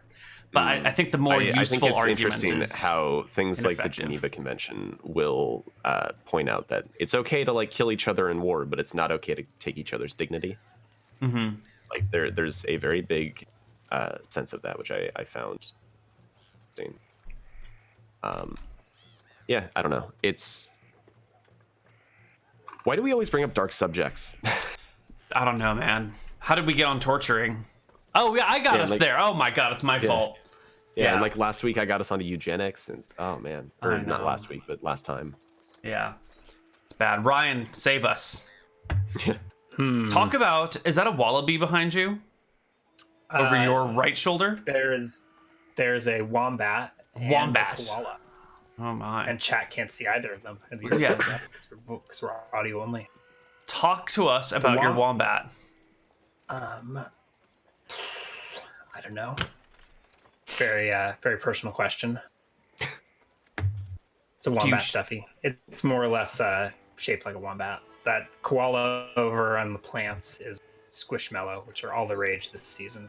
What is Squishmallow? It's basically, this one doesn't even have any limbs. It has ears, but it's basically just an orb, a circle of squish. Oh. They make them in all sizes. We have 2 giant dogs, basically pillows on our bed. What? And they're way less mess than a... Can you show me one? I'm not going to go fetch... Come on. Fetch the pillow. No. Come on. It's a dog. Okay. I'm not. Okay. Well played. We had a thing that we never got around to, which was how do you prep for combat in games? I remember we started that discussion like four episodes ago, and then we never actually did it. So maybe now with 30 minutes remaining, we can finally get onto a D&D discussion. I feel like combats require the least prep out of D&D. The stuff that that I do prep, but the stuff that I should prep is all the like world building, like local, I don't know, all this storyline, plot line. Once you even like planning out the encounters, like what the encounter will be, seems to take more time than the combat. Like once it's I almost feel relieved when we in like dicing with that. There's something if we get to a combat, because it's like, okay, good. I know this will take about an hour, and we don't have to be about coming up with anything new and creative other than describing how someone's eyeball explodes.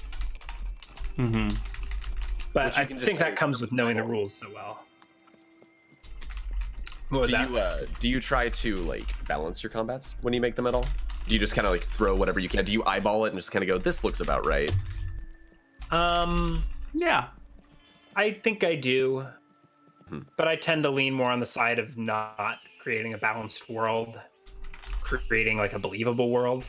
And if a player wanders into a den of giants, at level 3, they're just gonna get smashed. Right, but that's a little less what I'm getting at. More like, live. Imagine if your players wander into a dungeon filled with goblins, you spread out the goblins to make the dungeon doable, right?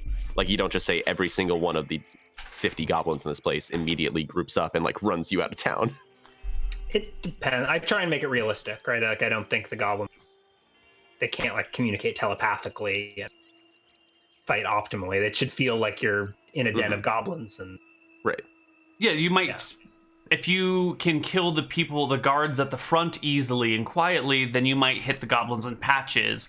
But if you have a protracted fight with the goblins in the front while making a shit ton of noise, then maybe the rest of them like group up a little bit. I think I try and make the combat react to the players in that way. Mm-hmm. I try to, at least. Yeah. So I guess I'm prepping for combat. I think the more fun stuff is to not just like balance the encounters, but to make it interesting. So to like put cool terrain and stuff available for use, or like objects, tables for flipping, and vases for breaking over heads, and and using that, having your monsters make use of that, if nothing else, to show the players that you're open to it. Like have the monsters jumping on tables or using bushes for cover and making it more. That tends to be where I go. I try to make combats around like one that I made and I was really happy with that I never got to run because nobody ever got to it was I had a narrow bridge with flying monsters that were going to try and pick people up and drop them off the bridge to their death. That was just it was pretty evil even for me, but I never got the chance to run it. Sounds pretty sick. Save or die. Save or get dropped. Or like, don't when go do on the we bridge. see the Sean's streamed game that he Never. DMs? Never? Never. Okay. I don't know. Like, man, I'm scared enough putting my games in front of like 4 friends. Like, I don't want to put it out in front of like 400 viewers. I see. I also like running games in person more than online. Online frustrates me a lot because it's like a pain in the ass to improvise in any capacity online.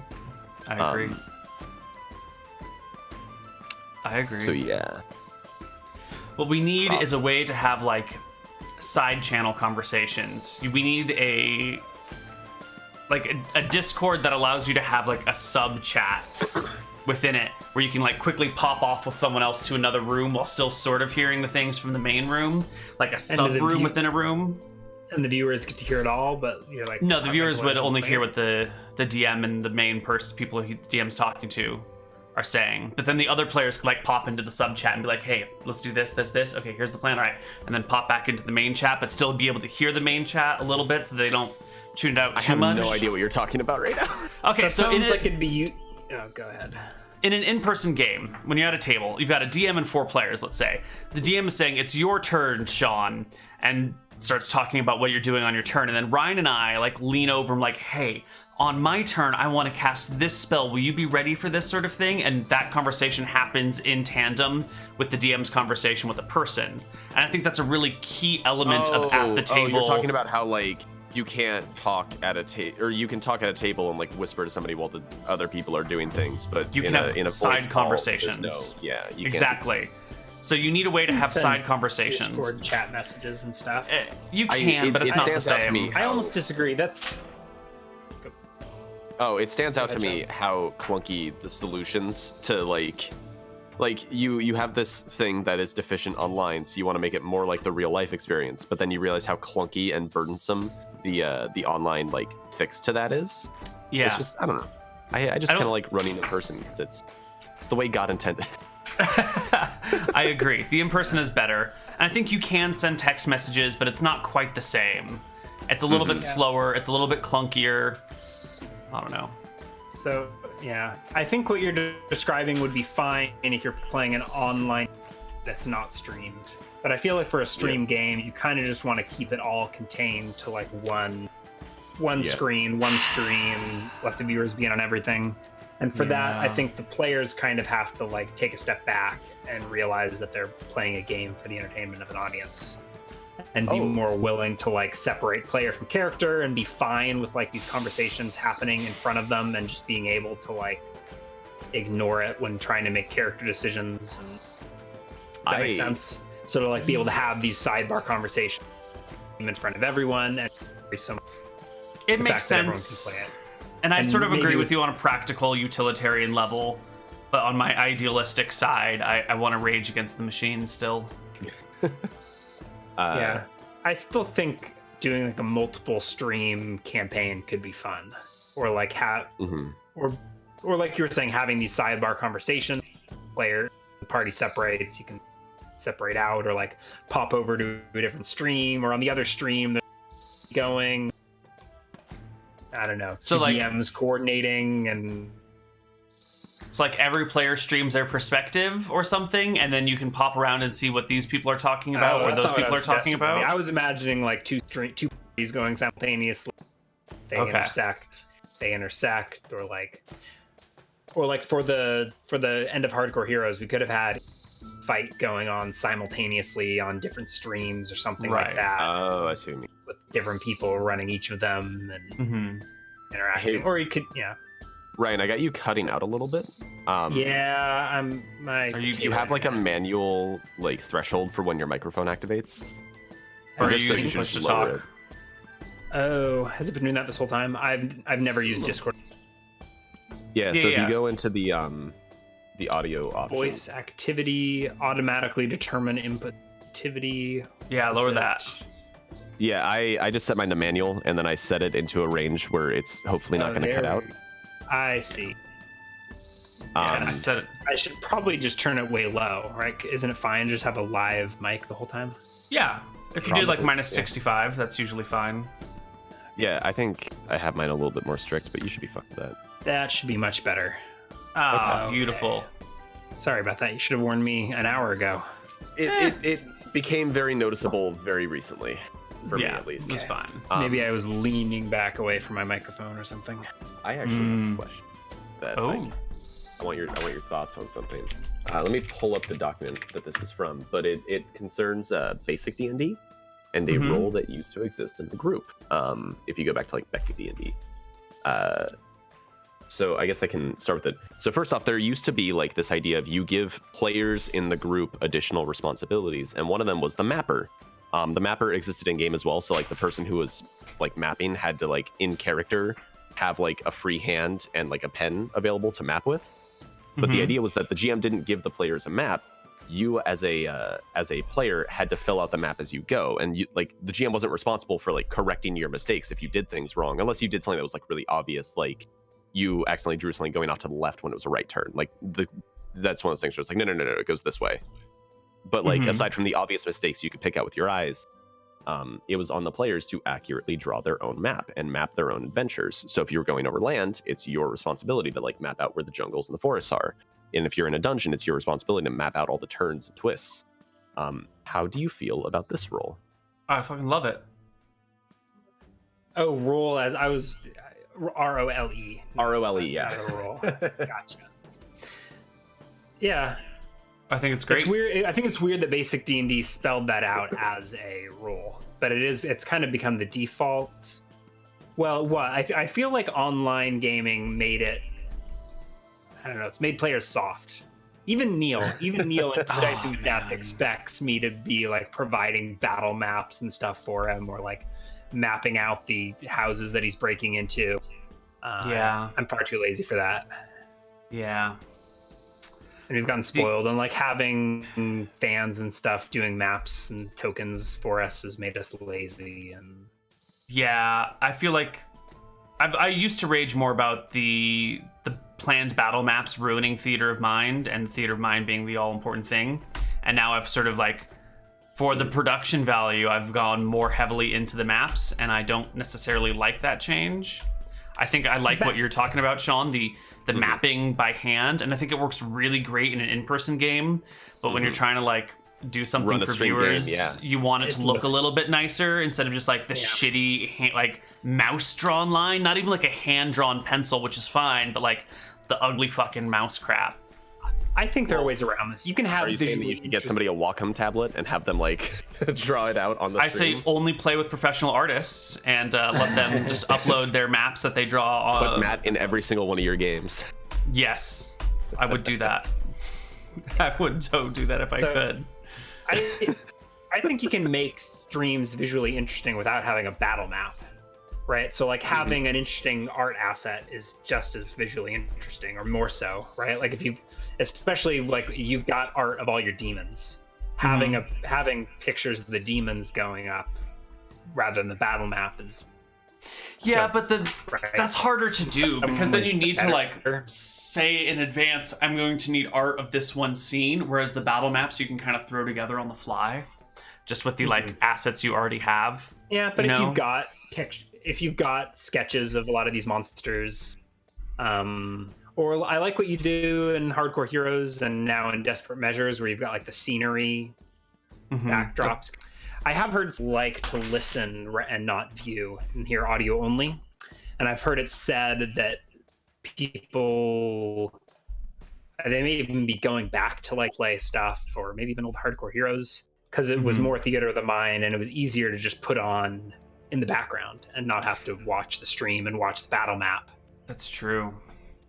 Yeah. I would, I will say if I were going to play a game without battle maps, I'd probably not do D&D. Because D&D does have a lot of like thoughts around the grid, like that's kind of how you're supposed to think in terms. And there are other games that do like range bands and other sort of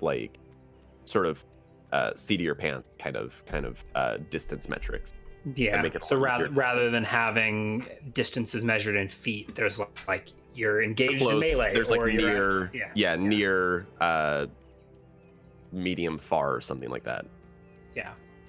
And it takes like an action to go one distance category and and there's a lot of games that do things like that. And also if I were running one without a battle map, I would probably make it a game that's more lethal and immediately deadly. On both sides of the spectrum, like a game where if you're getting into fights, they're going to end inside of a couple of minutes. But that's just me. Yeah. But I brought that up as the first one because it was part of two roles that get defined. This is the much more interesting one, I think. Let me pull up the thing. Are you pasting these somewhere, or are you just? No, I pulled it. This is the BX edition of D&D, by the way, in case anyone has that and wants to look at this task. So there are two roles in BX, and the second one is called the Caller, and I'll just say exactly what this role does. To avoid confusion, the player should select one player to speak for the entire group or party. That player is named the Caller. When unusual situations occur, each player may want to say what his or her character is doing. The Caller should make sure that he or she is accurately representing all of the player character's wishes. The Caller is a mediator between the players and the DM and should not judge what the player characters should do. So there's more on it later, but the idea is basically that you have a person who is called the Caller, and they're a liaison between the group and the GM. So whenever a situation comes up, the Caller says, okay, guys, what do we want to do here? They get everybody together. They go, okay, so we're doing this, and like you're going to do that, and you're going to do that. And then they say, okay, here's the plan, and they relate it to the GM. That sounds fantastic in theory, but in practice, I don't think I've ever played with anyone who would be very reliable as a Caller. Everyone would be like, fuck you, fuck you, fuck you. We're eating the goddamn elf. That's what we're doing. You know? I feel like love it's the theory. Necessary, and it takes away agency from the other players. Well, it's not. You don't dictate what they do. You're just getting everybody's like shit together. Essentially, it's for the big group decision. But my players can't get their own shit together. How the hell are they supposed to get everyone else's shit together? You know. Well, and here's what I'm wondering is if this is a better way to do it. So have you like run into those situations where like you give players a pretty open-ended situation, and I'm gonna stand for this really fast because I actually think it's a neat idea that might have a place.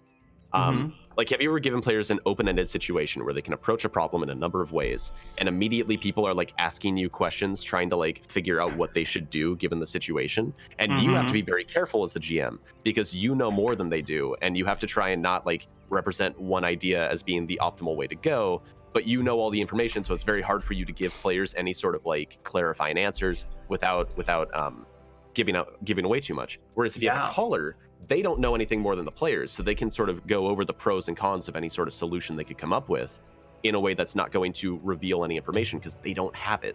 Well, and I wonder if that's essentially what you're looking for is a leader, a proper party leader who can organize the people underneath them, and that takes like actual human charisma to do. And no offense to all you D&D nerds out there, but we all lack a certain amount of charisma and leadership skills, and it just turns into people arguing over each other or everyone giving ground to each other. I think the Caller's a useful position. I just can't imagine any of my players actually ever fulfilling that properly. Maybe Ryan. So again, I will say it's Maybe. not meant to be a leader in that they don't dictate what other people do. So like as a group, you could have everybody doing a different thing. The role of the caller is to know what everybody's doing and relate it to the GM. It's their responsibility to organize the group's actions and know what everybody's trying to do. They don't dictate your actions. No, but a good leader doesn't dictate actions. A good leader does exactly what you're saying. You're talking about like a foreman of the party.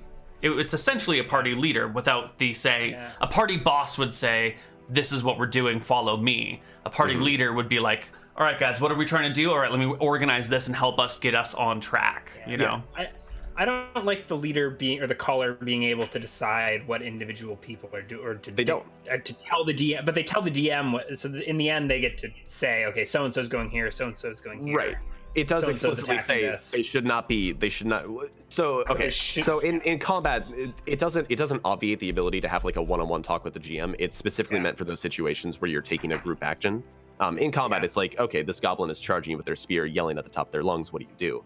Kind of scenario. I like designating a point person for like this. Okay, after bickering, having a person who's designated to say, okay, the party is traveling north to this next town, to streamline some of those decisions. But there still needs to be a mechanism for dissent and for like someone to be like, I don't want to go. I split the party. Yeah, right. And that's like a thing that is that the I don't know. I feel like it's an interesting role. I think caller is probably a bad word for it. Because that implies a certain level of authority that you're not actually giving them. I think that's a throwback to some other games, isn't it? Like not even tabletop games. Probably, like, isn't that a role? I'm trying. Might be like a chainmail card game, thing. bridge. Yeah. No, and like. Oh, you're thinking of some kind or something. Card, it's not war game. Yeah, I think it's a cool concept. I just struggle to accept its actual application. Yeah, and as chat's pointing out, this was meant for large in-person groups. Right? That's true. If you've got 10 people arguing around a table, you let them argue for 10 minutes, and then eventually the DM says, okay, calm down, caller, what's the party's decision? And they have to like summarize what the argument was and what the decision was. Right, but Neal, like how you done? Oh, I was just gonna say like. Fucking online conversations, you go, Ryan. This is why Zoom mutes our volume so that we can't talk over each other. I was gonna ask Neal because I think in a lot of your recent campaigns you have assigned party roles, right? Where you've come up with 4 roles. There's like what have you done in your? I've done like leader, spy. Fro kind of did. Yeah, and you did even more in Empires of Arcadia, right? Of Dice and Men, we have the leader, the spy, the sage, and the muscle. And we started out with those as the roles, and I used to kind of push them, and now they've sort of fallen back into more of a passive thing as people have already internalized those positions. Did they wind up working, or is it like...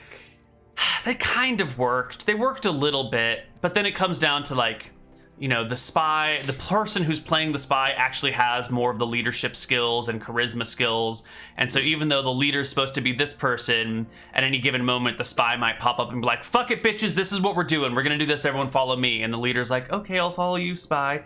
So I think you actually need to assign the roles based on the traits that the players have, not necessarily the characters have.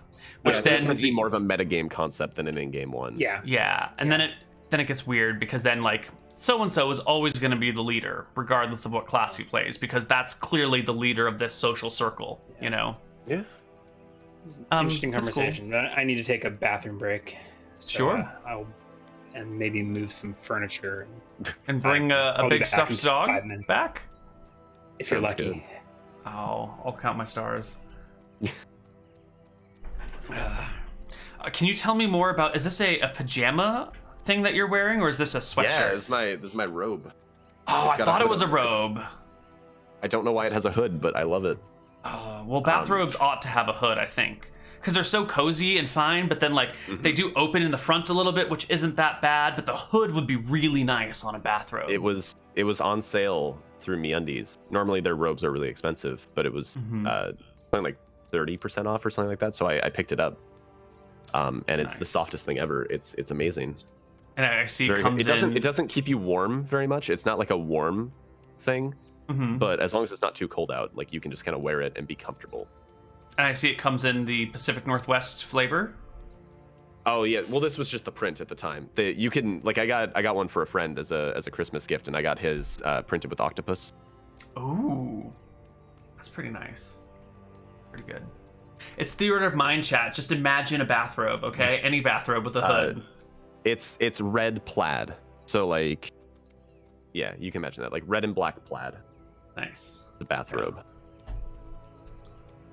Well, aside from your job and your lack of schooling, how is life going for you, Sean?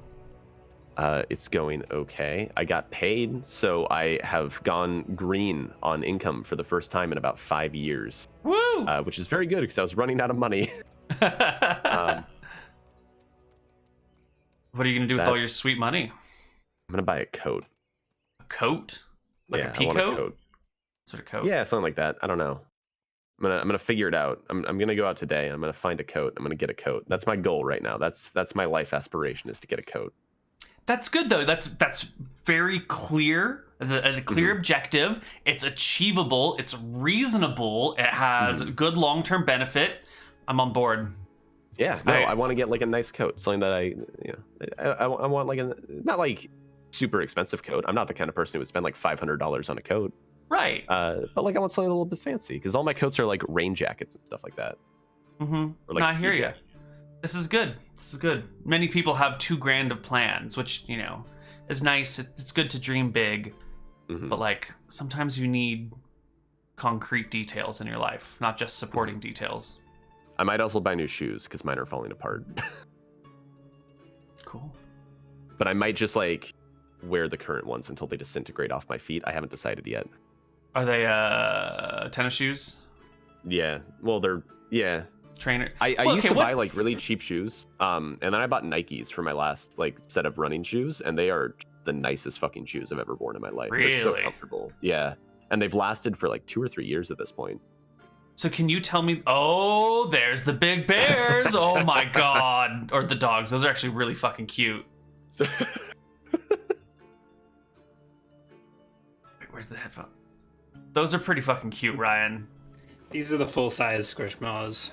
Oh shit! Don't show Lauren those. Whatever you do, They're all the rage. She's a monster. She keeps stuffed animals on or near our bed all the time, and if she sees those, she will get one. It's basically a pillow, though. Pillow with a face. And they come in all sorts. The grocery store near us has octopuses right now and sharks. Shit. Man. Said we were done. We've got these 2 big ones, and like we got like a Costco 8-pack of these little guys. Oh my god. It's getting out of hand. I have tried to relegate the stuffed animals to not the bed, and I've managed to talk my wife down to 1 stuffed animal on the bed at a time, usually. We've got similar problems in our house. Yeah. When I go out of town, she like texts me pictures of all the stuffed animals on the bed. Like when I was at your wedding, let me see if I can find it here. I got a picture of like every stuffed animal in the house all over the bed and on my side. It was terrible. I only have one, and it's an octopus. Let me go get this beautiful monstrosity. Oh shit! What have you been talking about in my absence? Oh, we had we actually had a good conversation, and I forgot what we were doing. There we go. Look at that shit. Is that your bed? Yeah, that's our bed. Not even that bad. That looks like 5 or 6. Well, that's just the one corner. No. You can see there's the snake in the background. There's the pig, the koala. There's a dog. There's the bear. There's some other shit in there too. There's another dog. Yeah, it's nasty. What do you got? Oh, that's a cool octopus, actually. Yeah, I was really because they didn't try to make it all cutesy. It's just like it's a pretty down to earth octopus. Yeah, I know. It's like oh, what's on the underside? Does it have a beak? No. No. What were you talking about? Sorry, chat. There's no cams where we just have to describe our stuff. Theater of the mind, chat. We were talking about coats and enormous dogs, shoes, the size of his torso. Coats and shoes. Coats and shoes. What Sean was going to do with all of his blood money, or not blood money? Sorry, well, blood money? Legally earned money. Yes. Oh, I'm not working for Raytheon. I was going to ask if you could tell me the difference between, if there is any, between tennis shoes, sneakers, and trainers. Are they all the same mean the same thing? Just 3 different The only words? difference I can tell you, I know running shoes, I know tennis shoes, and I know walking shoes. I don't know why you would ever wear walking shoes, because running shoes are better in every conceivable way. What the fuck are walking disagree. shoes? So Neal, yes, those are. I mean, you probably wouldn't want wear the same shoes to actually play tennis as you would to train, like weight train in. But colloquially, all those mean the same thing. Okay, that's what I thought. Okay.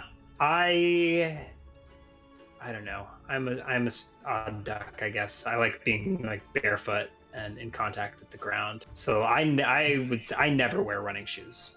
Most running shoes are like, it's like an inch to an inch and a half of like cushion that you're just like floating around on. Oh, that's a lot of cushion. Tend to encourage all sorts of weird running behaviors, such as if you don't have a good running stance, I imagine they would not be good for you. I actually went with like a running coach at one point, so I guess I'm probably a little bit better suited to them. Yeah. Okay. So I tend to find shoes that are as minimal as possible, and often rip out the soles so that I can get even lower and even more grounded, which sometimes does even it's great for like moving on more natural surfaces, but on like concrete and stuff, I can see why sometimes you would want a little padding. Yeah. Yeah. Or even I had a house or an apartment a couple of years ago that had shitty fake wood floors or like linoleum, and I would get sore feet just walking around my house barefoot. Just the fake wood floors were just hard plastic, and so it was like walking around on concrete all the time, basically. Yeah. So I don't know. Okay. I too prefer sandals or no shoes at all. Sandals are pretty awful. I mean, Sandals like are great if you're going to be like sitting around in a place where you occasionally have to get up and walk short distances. Yeah. Sandals aren't great for long distance walking. For your feet. Like to keep them on your feet, you either need to flex your toes in an unnatural way, or you need to like pigeon or like duck foot it. It kind of depends. I've seen sandals that are much better at staying in place. It kind of depends. I get what you're saying though. I think you're talking about like flip-flops, right? The ones where you just kind of slide them in. You can. There are like, other sandals where Tivas and stuff can be pretty great. Like the dorky gladiator sandals or something that you like strap onto your you like wrap them around your ankles. Those are great, but they look Birkenstocks or something. Those can be solid, but they look ridiculous. They signal flip-flops are nice if you're sitting around in a place where you occasionally walk down the hallway, but otherwise you just like want to sit around. Or for like the sauna or like the gym or something. Or you're going to the beach, someplace where you might take your shoes on or off. Okay, yeah. What do you think about... go ahead. Yeah. I've tended to migrate to slip-ons. Well, I wear slip-ons pretty much all the time. But in lieu of sandals, just having a beater pair of slippers that you can pull on and off just as easily.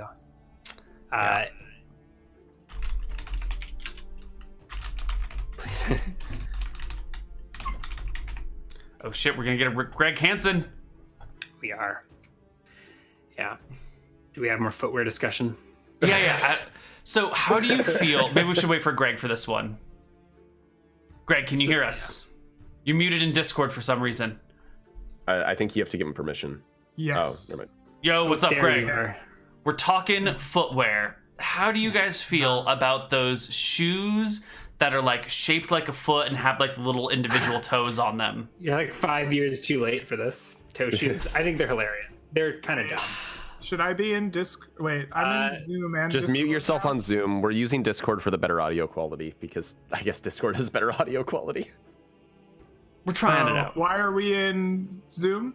You don't need to be. Just pretty face. Yeah, just so we can pantomime to each other. Live for chat though. They can't see my squishmallows. But Greg, you're in Zoom. Nice. This shit. Oh, nice. Oh, I see why we're talking about footwear. That's awesome. What? Footwear? The pillows. You don't step on my dog. Oh, I thought this was a slipper. I thought those were oversized slippers. Yeah. No, they were oversized dog slippers. Oh, imagine if those were oversized dog slippers. That'd be pretty great. Yeah. What were the shoes you were trying to get an opinion on? I have an opinion on everything. The 5-finger shoes. Yeah, the ones that have like the little, they're like form fitting and they have the little toes, so your foot just goes in them. They look like actual feet. just like wrapped in. Crocs? Yeah, No. I think it's kind of. I've never owned a pair. I'm kind of curious, but they're so overpriced. I didn't know they had shoes like that. I knew Really? socks were. I knew there were socks like that. I did not know there were shoes like that. Wow. Here, I'm gonna link you a picture of what I'm talking about if you hard. haven't seen. They look like It's little frog in- feet. I don't think they. I get in the there. theory behind them, but I don't think they serve the purpose that they're supposed to serve. Oh my I god, don't- they look so stupid. They look awful. I can't stand to look at them, but I wonder, like, is it better if it actually forms to your foot a little bit more? I don't if think it's... so. I can No?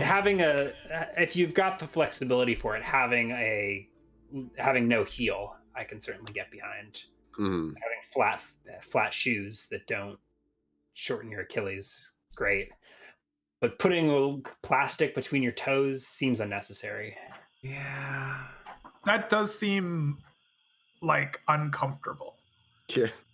Maybe. Right? Like, are you supposed to fit your toes into those little slots? Because, like, Yeah. Yes. I don't know, maybe I just have fucking mutant feet or something, but my toes wouldn't want to fit nicely into those slots. I'd have to, like, wiggle them in, and, like, I would be constantly spread. Like, it would. Well, I mean, that's My kind reaction- of the point, right? Your feet are crushed from a lifetime of being oppressed by shoes. You need to free them with the 5-finger toe shoes. Liberate So them. these are the Che Guevara of shoes, is what I'm hearing. Yes. Yeah, I guess. Because I kind of get it if it actually does allow your feet to behave more naturally and not so confined and tied into the shoe It footprint. seems like it confines it more. Really? I I feel like it pref- would give you, like, your toes could move independently instead of having, moving Yeah, I as don't know how one. flexible- Have you They are. ever moved your toes independently? When you walk, I will walk with more pressure on some toes than others, depending on how hard I'm cornering. You know. I practice with my. Thank you. How hard you're cornering? I really need to see you corner now, Neal. Can we have a demonstration, please? This room's not quite big enough, but, like, you run, you lean into your turns a little bit. Is that not how you walk Make good quickly? sound that with effects when you walk. When no one's around, yeah. We're all around, Neal. All 100 of us. I feel like that needs to be a quote, but I'm not sure if it really fits as a quote. But yes, your fingers or your toes should be able to move independently, just like your fingers. Yeah. We've just gotten So- soft and weak in our cushy desk lives. In college, there was this girl who I always impressed at parties because she could. I like where my imagination is taking this. she could what's it called? Like, she could open a beer bottle with her feet. That was Ooh. always an impressive, like, party trick. Wait, This would is she what I'm use imagining. A bottle opener, or just like with her toenail? No, so you know how a lot of beer have, like, twist off bottle Oh, okay, openers? so she can just. Oh, would- okay. So she she would had like twist pry them it off. off. Okay. No, she Would she- wasn't like. I'm sorry. You're good. Okay, no, she wasn't like prying them off with her feet, but she could, like, legitimately, like, grab the bottle with one foot, grab the top, and, like, twist it off, and it was. I think I could do this. I would probably ruin a few beer bottles in the process of learning, but Yeah, I would accept this challenge. Yeah, but who wants to drink a beer bottle that someone opened with their foot? Right? We were 'Cause about they're- it. I don't know. I don't know. I feel like her feet would get all Many a over the college side. kid. Depends how attractive the girl was. Yeah. I Yeah, suppose. many a Texas A&M college kid was about that. There we, we drank many. How do you guys feel about these camel toe slippers? Those are pretty cringy. I feel Yeah, like those are those terrible. Just God. just wear normal shoes, people. Like, come on. Greg, we missed you. We've been floundering Did with a you? lack of ability to talk about, like, enjoyable conversations. Yeah, I think I we managed to bring up one actual topic this entire 2-hour time. we got into politics. And Oh, God, that was coronavirus, That was and yeah, oh man, I think So we got we're- into torture at one point. we did. Thanks, Neal. Oh, Yeah. You missed the Wheel of Time discussion. We even did without you, I? Even without me, the Wheel of Time lives on. That's good. I'm very pleased. I feel like Yeah. I've made the world a little bit more Robert Jordan-y. there was There was plenty of sniffing and braid pulling. Even braid pulling. Was there knuckling of mustaches? Chat can't see the video, but Sean's knuckling his mustache right now. At all times. I'm always knuckling a mustache. Omnipresent mustache knuckling is one of my favorite Twitch bios of all time.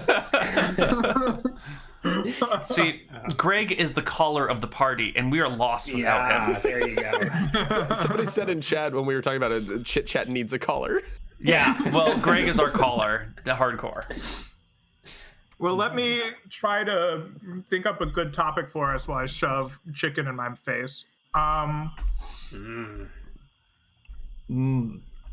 what is that chicken. stack of books next to you? Is that your D&D books? Oh, this is my D&D books. They're normally belong in that bookcase, but right now they're just stacked up here. You need a bookcase that you can reach from your desk.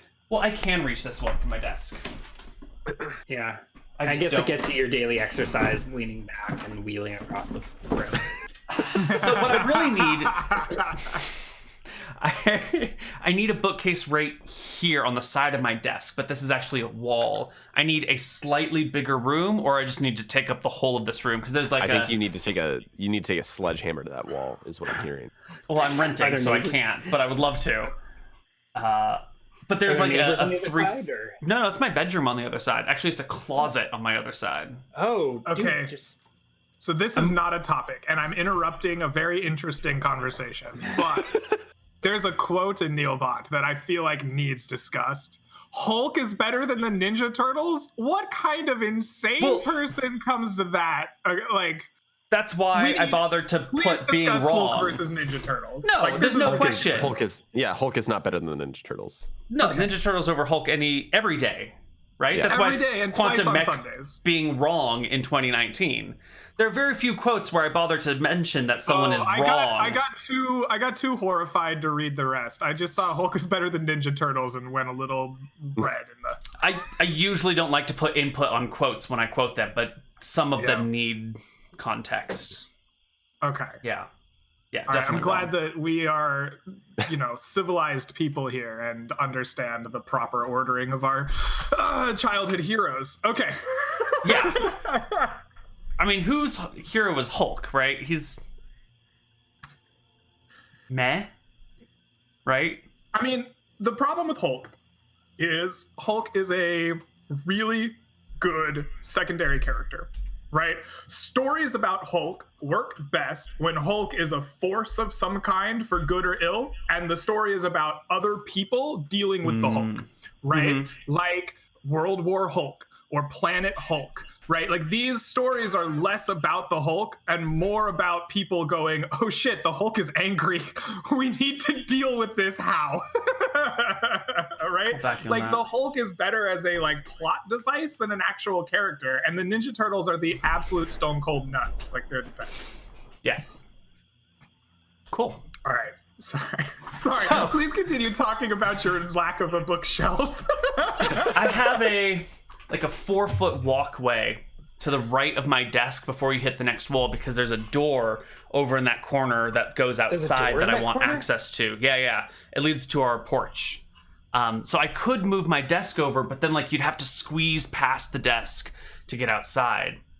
And so we haven't done it. And there's also space to move the desk back way, but then I couldn't access that closet. This room is very poorly designed for what I need to do. I'm very unhappy with it. But I'm going to be moving soon. Apartment like that too.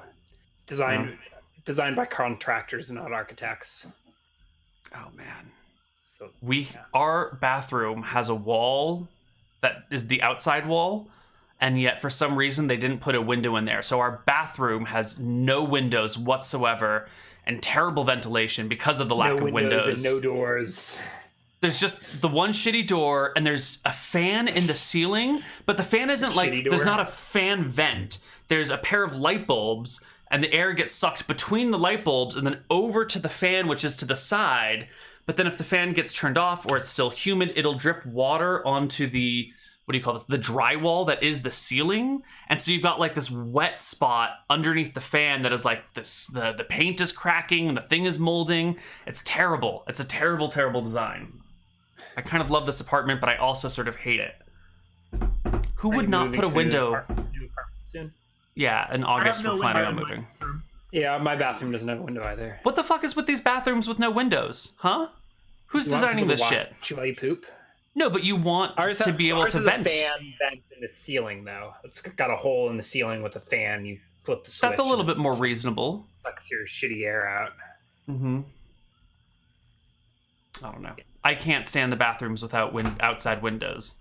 Like, they don't have to be open all the time, but you need to be able to vent your steamy air out into the world to, dissipate the steam so it doesn't build and mold your house. Our hallway has a smoke alarm right across from the bathroom, and if you leave the door cracked while you shower, it sets off the smoke alarm every time. Yep.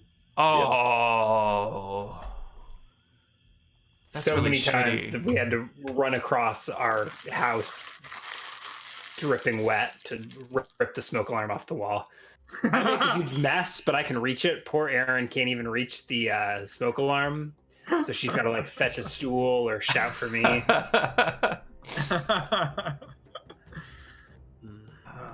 So, are you moving, Neal? Yeah. In August, we're gonna move. Oh, That's the plan. Somewhere else in Boulder, probably. We're gonna stick around here. We're staying in the area for a while. We just want a house that'll allow us to have pets, because this one won't. And I'm tired of living that no dog life. Just get some squishmallows for your bed. No. No. I'm gonna get the muddiest mutt you've ever mudded, and that's the plan. Oh, a dog for stream. Well, a dog to get me out of the house so I can not have a huge belly all the time. Get a little fitness in there. You can walk yourself. I can, but if I have to walk another creature for that creature's safety and health, then I'm far more likely to do it. I will treat myself like shit. For your own safety and health. Yeah, I will treat myself like shit, but I'll treat the things I care about with a lot of love. So if I have a dog, I'll treat it well, and by extension, I'll treat myself slightly better. Ooh, I'm really using this poor animal. Are you going to let Chat name your dog? Fuck no. That's a terrible idea. That is an awful idea. No. I've got some ideas. Doggy McDogface. No. How about Nimrod? Or that's actually a pretty good one. But Nimrod's a really good name. Yeah, I'm on board with Nimrod. Did you know that I might Nimrod have to change it used to be a great term hero. for a very successful. Yeah, wasn't he a very successful Greek hunter? hero? Yeah, Greek hunter. And then it became a pejorative term. Bugs Bunny Bugs Bunny called Daffy Duck Nimrod, ironically. Elmer Fudd, ironically. Yeah. Ironically is, Nimrod, you're such a great hunter, sarcastically. Right. And now it's just an insult. Thought it just meant he was dumb. They didn't realize it. Yeah. Referencing this. So it was good job, Einstein. Sarcastic. It's great shot, Nimrod. So What's I up, want to talk Hercules? about Bugs Bunny saying what a maroon. Because in my mind, it is very clear, to me anyway, that he is purposefully mispronouncing moron, right? For comedic effect. He's not actually using the term maroon as an insult, right? But I have heard intelligent people, my age and older, who have claimed, oh yes, maroon is an insult. Bugs Bunny used it all the time. You call somebody, oh, what a maroon, is they're dumb or silly or insulting. And I need clarity on this. Are other smart people thinking this too? Or because in my mind, it's clearly a silly mispronunciation of moron. I don't remember Bugs Bunny calling people maroon, but I would not have thought it was a moron reference. So you think he's calling him purple? Or I don't know. I've never heard him say that, or I don't remember him saying that. I'm taking you at your word here. All right. Let me find Bugs Bunny. No, I looked it up. It is a thing that exists. I saw the word maroon. It's a common thing. He said it multiple times. I have no idea. This has bothered me. This is an existential crisis that Greg had at one point. Because someone who is very smart and well learned and not one of those people that is, I just read books all day long and don't have any understanding of the actual world, an actual smart person. So tried to tell me that maroon was an insult and quoted Bugs back to Bugs Bunny, and I was this can't be. Well, if Nimrod is now an insult, why can't Maroon? Language changes over time. You know, it's not a static thing. Yeah. Yeet is a real word now, guys. Whatever the Zoomers say these days. By the time we're saying yeet, it's probably passé, you know? On fleek. Oh yeah, that's where it is. And Yes. YOLO. Yes. God.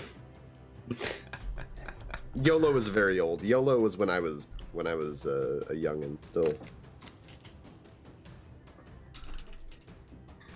Alrighty. Should we have a D&D topic? Yes, please Yes, save us. please. Oh my god. Okay. So we have threatened to talk about encounter balancing many a time. And I think this is the perfect time because I am in the process of slowly working through a West Marches kind of inspired campaign setting so that I can torture people with it. As you do. As you do. And I am trying to meticulously place like these kind of well thought out encounters. And I think that this would open up a lot of potential fertile ground for, discussion about game mechanics, balancing as a concept, and just like your favorite monsters and where to use them and how you would do them. And also give me ideas to fill my West Marches, please. So, Sean, I know this is a topic near and dear to your heart, and you have a very specifically against the grain kind of take on this. So I think I want to cede the floor to you and just say, go nuts. Here's your opportunity to talk on and on about your favorite topic. Don't balance Is this encounters. I do balance them a little. Okay, hold on. So one of the big issues I have with it is that like when people think about balancing encounters, they think to like 5e encounter design, which is fucking awful. Because it's like you have this XP budget, but if there's more than one monster, you have to multiply the value of the XP of every monster in the encounter in order to get it. It's such a pain in the ass. It's a goddamn nightmare. Like, my thinking is more 4e, where encounter balancing is about building interesting groups of monsters that are meant to work together in pairs in order to create interesting encounters that require the players to approach things with some level of thought.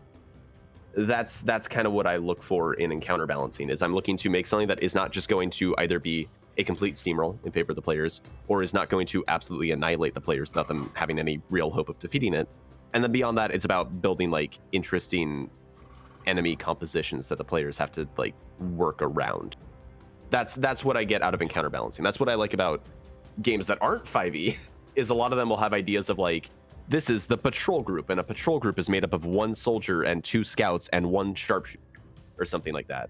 And then that's just kind of like that's essentially how a lot of other games will do encounter balancing. That's kind of the more 4e approach of doing things, and it's pretty good. It should be simple though. It should literally be like, I need a group of monsters. Okay, goblins are meant to be fought in groups of like 4 to 5. There we go. I've got my group balanced encounter. Okay, so you talk about kind of minor balancing, so as not to destroy players. Yeah, because like the game is never going to be balanced, right? Like there's a lot of swing in it. That's yes. I don't disagree with that. Am I echoing? No? Yeah, a little bit. Oh, I am Weird. too. Oh, it's through Neal. That's my mic echoing on you guys again. To the stream. Okay. Oh shit. How's Apologies. that? Is that better?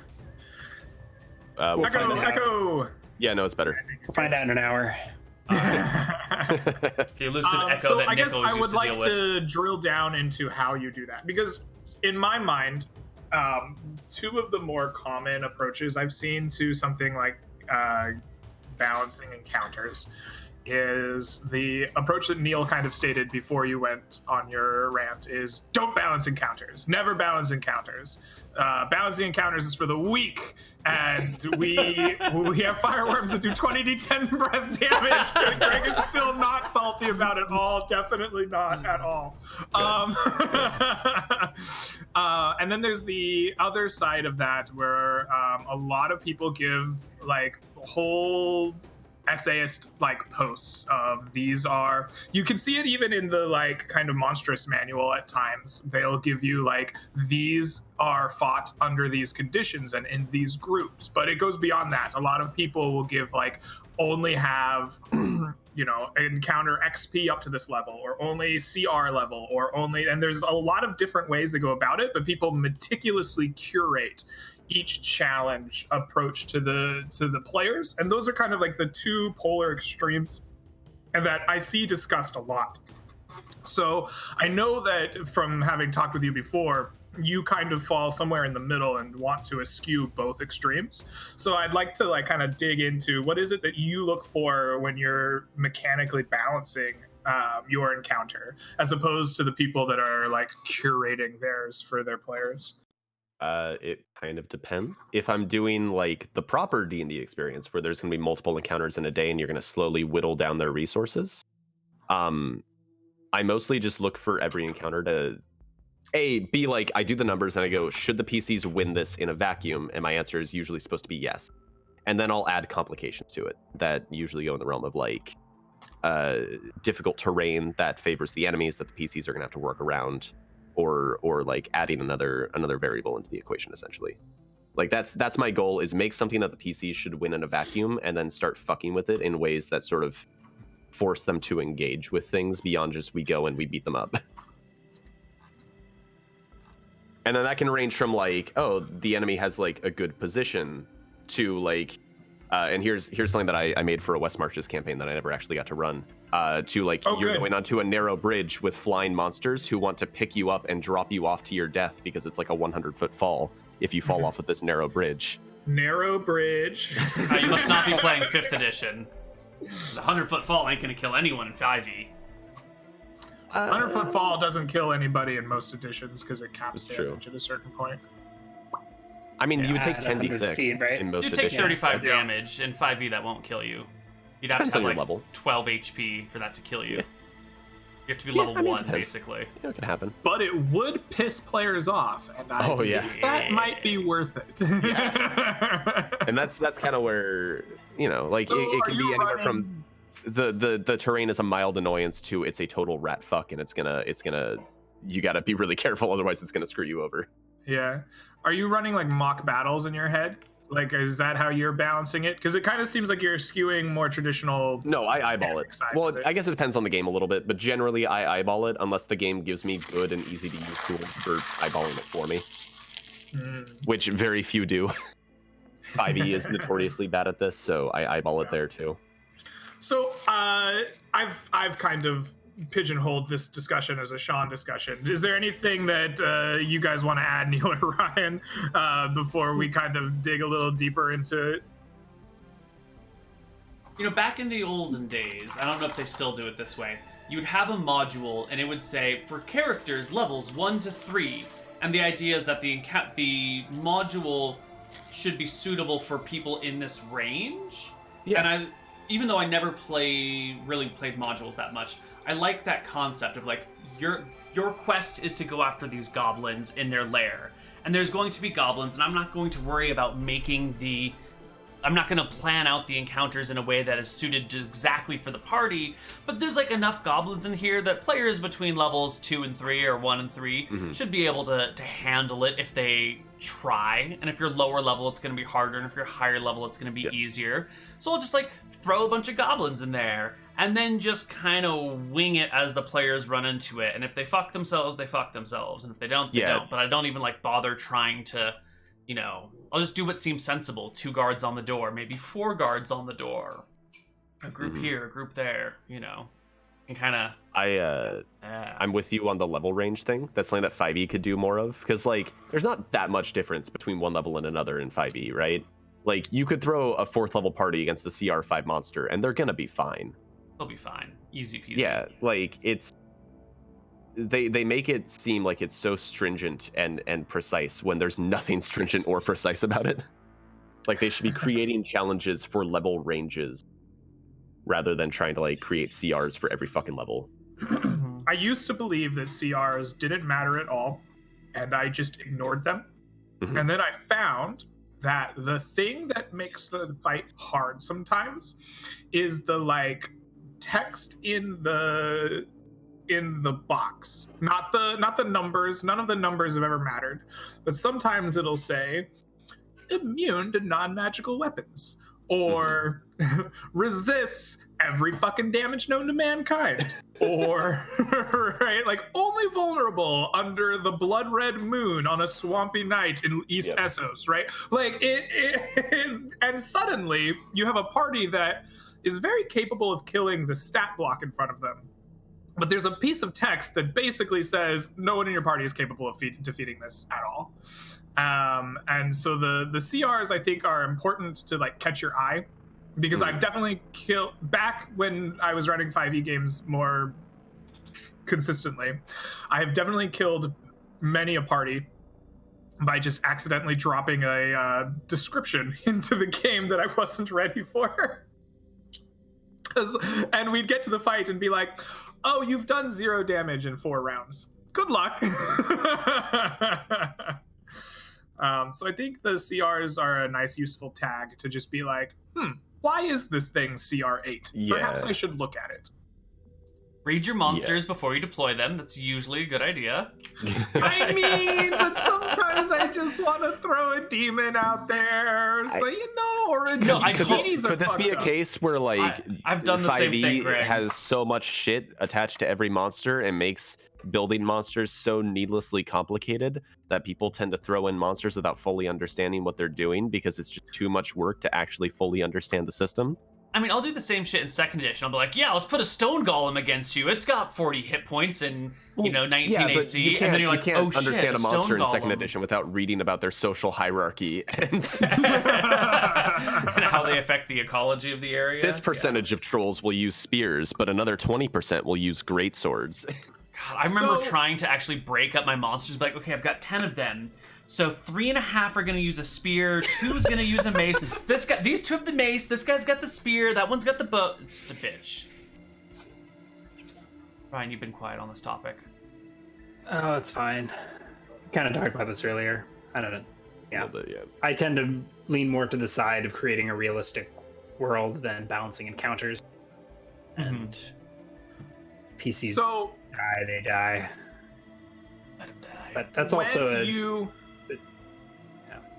when you build a realistic world, right? I mean, realistic is the wrong word. But, when you are building a world that feels realer, right? Rather than like trying to consistent even. Yeah. When trying to build a self-consistent world, you are still at a certain level as a DM deciding what goes in and what doesn't go in your game, right? Yeah. So like, even though you might not be curating your encounters for the PCs, like at a game level, like you are deciding what content goes in front of them and what doesn't. And so I guess what's interesting to me is, as someone who skews the concept of balancing an encounter, what is it that you do to fill your world? Like, what is the criteria that you look at to put content in front of your players? A lot of it's like narrative focus, or almost like, I don't know, like what would be interesting from like a story or like even like a folklore perspective. Like build a forest like in theme, right? So there's goblins and there's spiders, because these things in like our collective, our folklore or like our mythological history or imagination in our fiction, these things go together. And maybe there's some werewolves in the woods and things like that. So I populate the world in a way that makes it feel consistent, makes it feel like an interesting place. And I guess another thing that I do is the world is unbalanced, but there are safe zones. So like town is safe. If PCs go out into the woods, they will die. Right? So you can go out into the woods for a couple encounters, and then you need to get the hell back to safety or come up with a way to secure your camp. Otherwise, you're going to die. The world is not a safe place. There's a reason you stay behind the walls of the city. So that's a way to provide balance, right? It's unbalanced, but you've got a way to escape and get to safety. I think a pitfall of this is you wind up creating a world that's safe for level 1 to 3 characters, right? Because there's these 0th level NPCs that have to somehow survive. So there can't just be like dragons wandering around the woods. Otherwise, how would a town even exist? So you wind up with a world that has a level cap, and like as soon as you're level 5 or 6, suddenly there's nothing around that threatens you. So either you've got to start changing the story, like going after these quests to go to remote lands to hunt these powerful beings. I mean, one thing I did in Dicing with Death is after a certain point, I was like, okay, let's push him to sailing across the sea to a new land that I designed that's more dangerous, and it's got scarier monsters out in the jungle, and you sort of need zoning more suited to high level characters. So you like do the RPG thing where like, okay, you're high enough level that you can go to the next zone now. I think one of the very interesting things about some of the more original Dungeons and Dragons, like if we think back to like Pink Box D&D, is yes, the woods were dangerous. Yes, the like dungeons were dangerous, but the scariest monsters usually just left them the fuck alone, right? Like the Balrog didn't come burn down the city. It could have at any time, but it was just chilling in the cave, right? 4 floors deep, and it hung out with its pile of treasure and its little lackeys, and it enslaved the kobolds, probably made them bring him treasure. Maybe the kobolds went and attacked the town from time to time. And I think that as a narrative space is a cool thing. It's something that I'm trying to add a little bit to this, excuse me, West Marches-y style world that I'm building, is that these like bigger, scarier things are just less interested in the town, right? Yeah. And so I've tried to build in, like, maybe your level 1 dungeon has a big black door, and it is locked, magically sealed. Maybe it has scary words written on it, and like when you go through it, you can't open it. The key is not in the dungeon. Your wizard isn't a high enough level to dispel it, right? Like by GM fiat. And you just remember that it's there. And then like behind that door is probably some big bad awful thing, and it walks back out in the dungeon sometime later and goes, shit, where'd all my minions go? And then it goes and gets more minions, right? And the safety of the town is fine, but when your PCs are ready, or they've explored enough, maybe they find the key to the black door, or some ancient wizard scrawling that tells of how to unlock this magical black door that he found. And then they can open it up, and lo and behold, here's Balrog doing Balrog shit inside the level 1 cave. And he's like, hey, you killed all my minions before. I don't like you, right? And you're ready to go.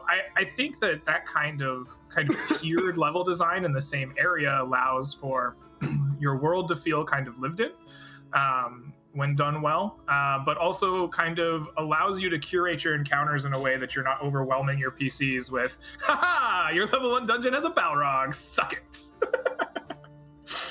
I don't know.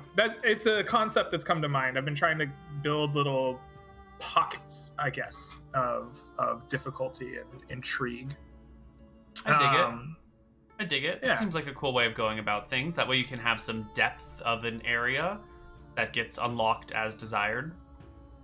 You can kind of ramp up difficulties without ruining it for low-level characters. Yeah.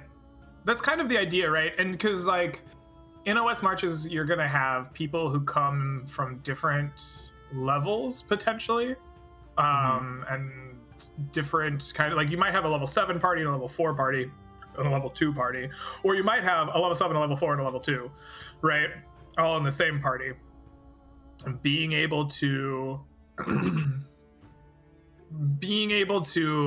successfully explore the same area seems pretty interesting as a concept for that kind of mix of play. So having like magical or high level secrets mixed in with the low level areas, so that the level 7 wizard that tags along on the adventure has interesting things to explore without breaking the balance for the low level party. Yeah, kind of. Absolutely. And I think this kind of goes along with making the world seem, what did you say, lived in? Yeah. And it's not necessarily, it's not pulling punches on your low level characters, right? You've got this world that has people living in it. how do these people survive in a woods full of goblins or with a Balrog in it? You've got to come up with some narrative way to explain how the Balrog doesn't care what the humans are doing on the surface, right? It's living 4 levels down doing Balrog shit. Maybe once a month it demands tribute, and the kobolds sneak into the village and steal a person to sacrifice to the Balrog. Yeah. But you can't just have like random wandering monster encounters that have these 20th level demons. Otherwise, your world would be burned to ash within a couple of encounters. That was gonna kind of lead into my next thought is a lot of people who advocate for this like lived in world, don't balance the encounters, make it feel realistic, are true believers in the random encounter table. And so I was going to ask, A, do you use random encounter table? Because a lot of DMs actually don't. And I think that there's a lot of positivity to both sides of that. And 2, how you decide, what goes on it, right? Because you're in a way you're balancing your world with your encounter table if you use it. I think have you had? Sorry, yeah, go for it. I think it depends on the scope or the scale of the campaign. So if you're doing like a West Marches style campaign where you've got a bunch of different parties going through the same world, I think for consistency you need to have that random encounter generator. Otherwise, it's not gonna feel fair. But like, if it's just me DMing for Neal, it almost doesn't matter, right? It's not like I need to make an interesting story for this one PC that goes through this. I don't need a random encounter table to say everything that could possibly happen in this forest. I just need something to get me through the session. So I'm pretty sloppy with my random encounters in that context, but I still like to have some level of randomness or remove myself from it. So even in that case, even like Dicing with Death, for example, I'll still roll. I'll determine a probability that something interesting happens, and I'll roll to see, if he encounters something on the road. And usually there's only a couple of options, right? Like I know that there's some hobgoblins in the area. There's probably a pack of wild dogs. Maybe there's some lone wizard wandering around the hills doing some archaeology or something like that. And so I'll have a few quest leads in my back pocket that I'll roll from. But it doesn't need to be like a thoroughly thought out every possibility like you would if you're running a bunch of different parties through the same zone. Right. I don't know. I love random encounter tables, and I use them all the time. Yeah. I will say, so like in the wilderness, I'll just use random encounters. And like, one thing that's worth noting is that hitting a random encounter does not necessarily mean combat. Like a first level party that lands on Chimera doesn't necessarily run face first into a Chimera and start combat, right? Like it could be they see signs of Chimera and then they can note on their map Chimera territory, or they might like see a Chimera like in the area and have to like try and stealth away because we're not going to fight a Chimera. We're a bunch of level 1 PCs. There's a lot more to random encounters than just battles. I will say in more localized environments like dungeons, you don't need the random encounters to be very random.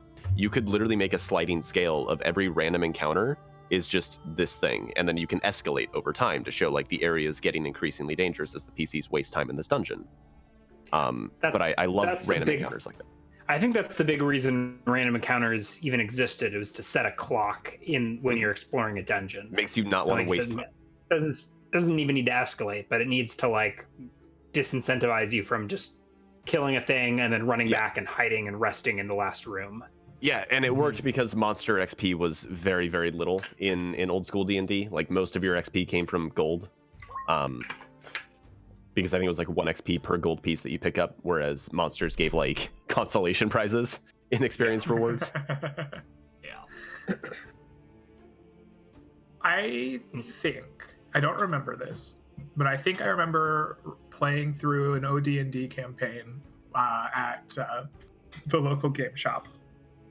And we killed, like we hunkered down with our wizard who only knew how to hold portal. That was his only spell. And we cleaned out a room of orcs, like all the orcs in the dungeon. And the DM even like at the end of it was like, I don't know how you did that. Like you all should be dead. And we added up all the XP and I think we got like 75 total. for that entire like hour brawl through the orcs. We're like, we should have just ran away. I'm gonna be right back. I'm gonna grab a drink and go to the bathroom. Okay. Sounds good. Here, I was going to ask Neal how he does his random encounters for his campaigns. We kind of have some ideas about that, right? Like he has tables where I think he rolls like a percentile die, and then if you've already hit that, then it becomes like an empty slot on the table until it gets repopulated. Yeah, because Neal spends like 8 hours prepping every single session he ever runs. Yeah, I think it's different for campaign. So that's what he was trying out for Frofro, but that was like a new system. I don't think he does that. Yeah, it felt like the Frofro one was unique to Frofro because he was so interested in the ecology of the monsters. Yeah, and it was like a contained sandbox with limited populations, and he knew exactly how many of each monster there were on the island. I guess for Arcadia, he's got encounter tables for every zone on Arcadia, but I don't think they decrease populations. And I think they do. Frofro's response to. I think he forced it to. Like after Chimera popped up 3 times, he was like, "Okay, right." It's like, there's no more chimeras. But I don't think that makes sense, right? Like you're probably not going to kill so many like ogres that there's no more ogres. Like that's a lot of ogre killing. Yeah, but if there's no mechanism for updating that, that's true. I guess it can just be up to GM discretion. I think GM discretion is an important part of encounter. Yeah, I see a lot of people who are like, I want a system for doing this, and I'm like, use your brain. Yeah. Well, I mean, at the end of the day, like, even if Ryan said something that intrigues me, because there's a certain style of DMing where you're like, I am like a presenter and a referee and an arbiter, right? But I am not the game, right? Like I want to present to you the challenge of the world and you will overcome it or not, right? Like I didn't choose to put goblins there. The wandering monster table or the fact that you went into the goblin city put goblins there, and now I'm running them because that's my job, right? But I have a little bit of pushback to that. I think it's a good way to present. It's like a good like at the table dice are rolling mentality, right? Because it helps you to root for the players, and I think it takes away a level of kind of like a veneer of like secrecy to it. But as a DM, like there weren't goblins there until you put them there. You either decided that there was goblins on that wandering monster table, or you decided that there were goblins in the Goblin City and not something else, right?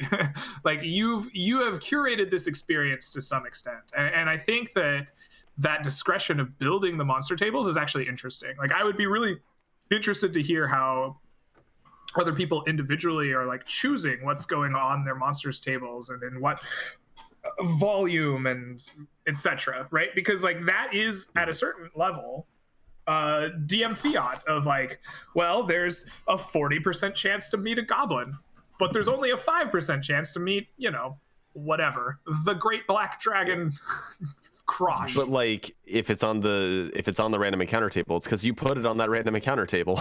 Right. Yeah. Or you were lazy and you took the encounter table from somewhere else or some yeah, you stole the internet's random encounter table. Yeah. Yeah. I mean, when I do build encounter tables, I tend to do it from the, like, I'm designing a forest. What's in this forest? Okay, there's goblins and werewolves and there's one dragon and there's a couple chimeras. And then I build it that way narratively, and then I try and then the percentages would be based on how much of each creature there are in the encounter table. And I think that's a pretty standard, old school D&D way of. Do you use a true percentile? Are you like, here's 1 through 100, here's the percentage, or do you do like a 2d12 and a d8 style? Like, we'll force some percentages. I tend to do a straight percentile, or maybe even a straight d20, and building it from. I mean, I guess it's the same as like you having a d100 and there's a 40% chance of goblins versus having 3d6 and you get a goblin on a 10 through 12, just because those are higher probability numbers. Right. I think it's easier to think through straight percentages than to have like a distribution of your dice, but same. I used to be a big distribution guy. I would have like weird dice. I still have some old encounter tables. I think I'm forced on the stream I did Seekers once or twice, where I would have them roll like a D12, a D8, and then like 2D10, and like I had mapped out the distributions in such a way that I knew what all the encounters were. It was a terrible solution. Sometimes I guess a lot of sense. I guess I've done that with. Sometimes I'll like when I'm prepping or brainstorming, I'll just wind up making lists. So like, okay, here's this desert. Let me think up some cool encounters, and then I'll make a list that's like I don't know, say 15 items long, or like, and then you can do like a 3d6 to fill out that array, and you put the most common ones in the middle, and the rare encounters on your 3 and your 18, or that was just an example, but for that, so I have done that, but that's more if I'm like organically generating these lists, and then I can come in later and assign a distribution to it. So we've talked a lot about combat encounters. 2 like questions. 1, how much do you think about and put on non-combat? Specifically, when I roll this is not combat. Because like any combat encounter, if a PC is clever, is not a combat encounter. But like I rolled this and I know going into it, this is not combat. Unless we just have a bunch of murder hobos that are gonna murder. Right. Like how much of that do you think about and put on your encounter tables? Right. And like what kinds of non-combat encounters are you putting in your tables? Because a lot of those types of sorry, go for it. Yeah. I'm lagging a little bit, so it's hard to not interrupt. But I think I'm talking now. I also ramble like a motherfucker. So and I think I understood what you were asking. The way I've done, and this is maybe just the way my brain works or the way it's happened, but the way I've done this, or the way I tend to do this, is I separate my combat and my non-combat encounters, which maybe isn't the best way to look at this, and I'll break it down after. But I do like the listing thing, so I'll have lists of combat encounters and lists of non-combat encounters, or lists of like curiosities or like interesting things that you could find. A lot of them are red herrings, like random rusty spoon in the middle of the road, or I don't know, a tree with a bunch of weird witchy trinkets hanging from it. And so I'll make lists like that, and then when I'll roll a probability, like is there an encounter, roll a d20 on a 1 through 10, nothing happens. On an 11 through 15, they get a combat encounter, and on a 16 through 20, they get a non-combat encounter. And then you consult the relevant table for, is it a magical curiosity or is it a wandering monster? So that's how I've done it, and I think that's just the way my brain naturally led me to generate these lists of encounters. One thing I don't like about that is I often like to blur the lines between. So even if it turns up as a combat encounter, you can befriend the orcs, right? So it doesn't. So defining it as a combat encounter from the get-go kind of pigeonholes you in that direction. Absolutely. That's the way I tend to think of this. Yeah, well, I think we also kind of design, the reason we kind of make that dichotomy is because you kind of want to do a little bit of prep work in advance if you're expecting something to turn into a fight, because combat has its own whole like structure of mechanics to it that is like the most fleshed out that D&D has. Like it's the most involved system. So if you expect something that could potentially turn into a fight, you're going to prepare in advance for it. But personally, like I kind of make encounters, and then I've been specifically trying to like, for me, an encounter is an obstacle. Like it's not you see something interesting. It's always like there is a problem that you have to resolve. So there's something blocking your way. It could be like a dangerous enemy, or it could be like the bridge has a gap in it and you're gonna have to find a way to cross this gap, either by like taking a risk and jumping, or like building planks across it or something. But to me, an encounter requires there to be a problem that the players resolve, because that's my primary mechanism for rewarding experience. It's interesting. I see that to some extent, but I don't. I mean, sometimes for me, an encounter is just an opportunity to explore the world. Yeah, and I like you're the tree with all the witch trinkets hanging from it. And and I like to throw in a mix. Sometimes it's a quest lead, and like if they investigate this tree, they can find a trail of breadcrumbs that leads them to the witch's hut. But other times it's a total red herring, and there's nothing there, and it's just a weird, freaky tree in the woods designed to waste their time and sort of set the tone. Yeah, So I use those kinds of things. I just don't use encounter in the language for them, I guess, is the big difference. I mean, but sometimes the encounter becomes the PCs themselves, and the obstacle is them getting distracted by this freaky tree, arguing amongst themselves and trying to decide whether they stop and investigate or whether they keep going. And it wasn't actually an encounter by my design, it was an encounter because they stop and they have this interaction with themselves. Right. And they explore the universe, and you get this, like, it sets the mood for the area that they're exploring or the world that they live in. And it gives you an opportunity to see the characters. So. I do like where Sean's headspace is, though, where it's like, you know, if I've created this encounter, then it's a problem to be solved. That's very interesting to me.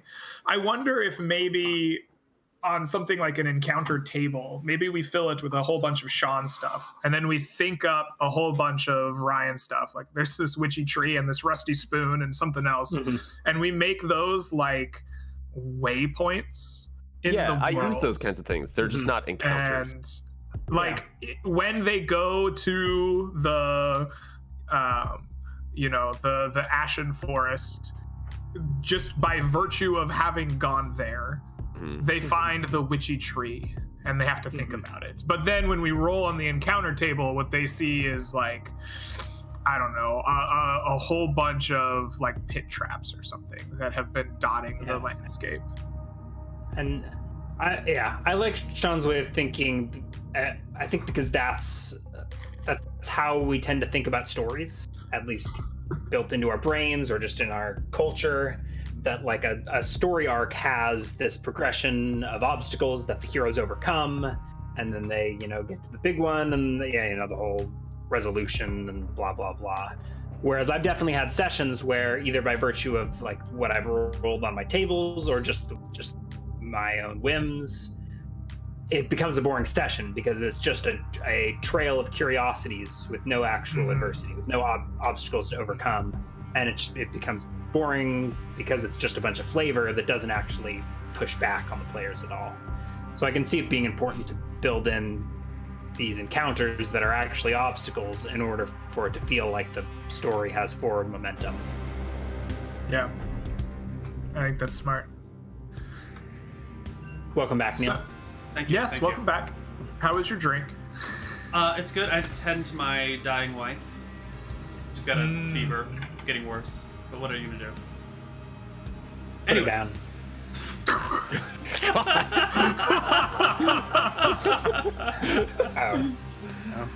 I have a question. I didn't think you were a fan guys. of boomer humor, Ryan.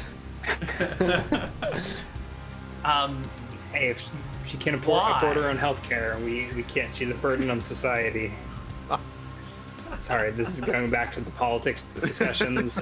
And the Greg's torture. here, we're safe. And... Right. I got a question for you. Oh, okay. Why do dragons have horns?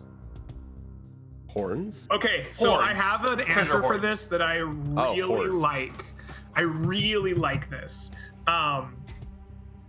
I think that dragons have hordes because that is how they get their sustenance, right? By sleeping in and around gold, it like magically infuses them with vigor and life. And yeah, they eat sheep because sheep taste good, man. Why do you eat hamburgers? They're delicious, right? When people come in, they're like, ooh, this is a tasty snack.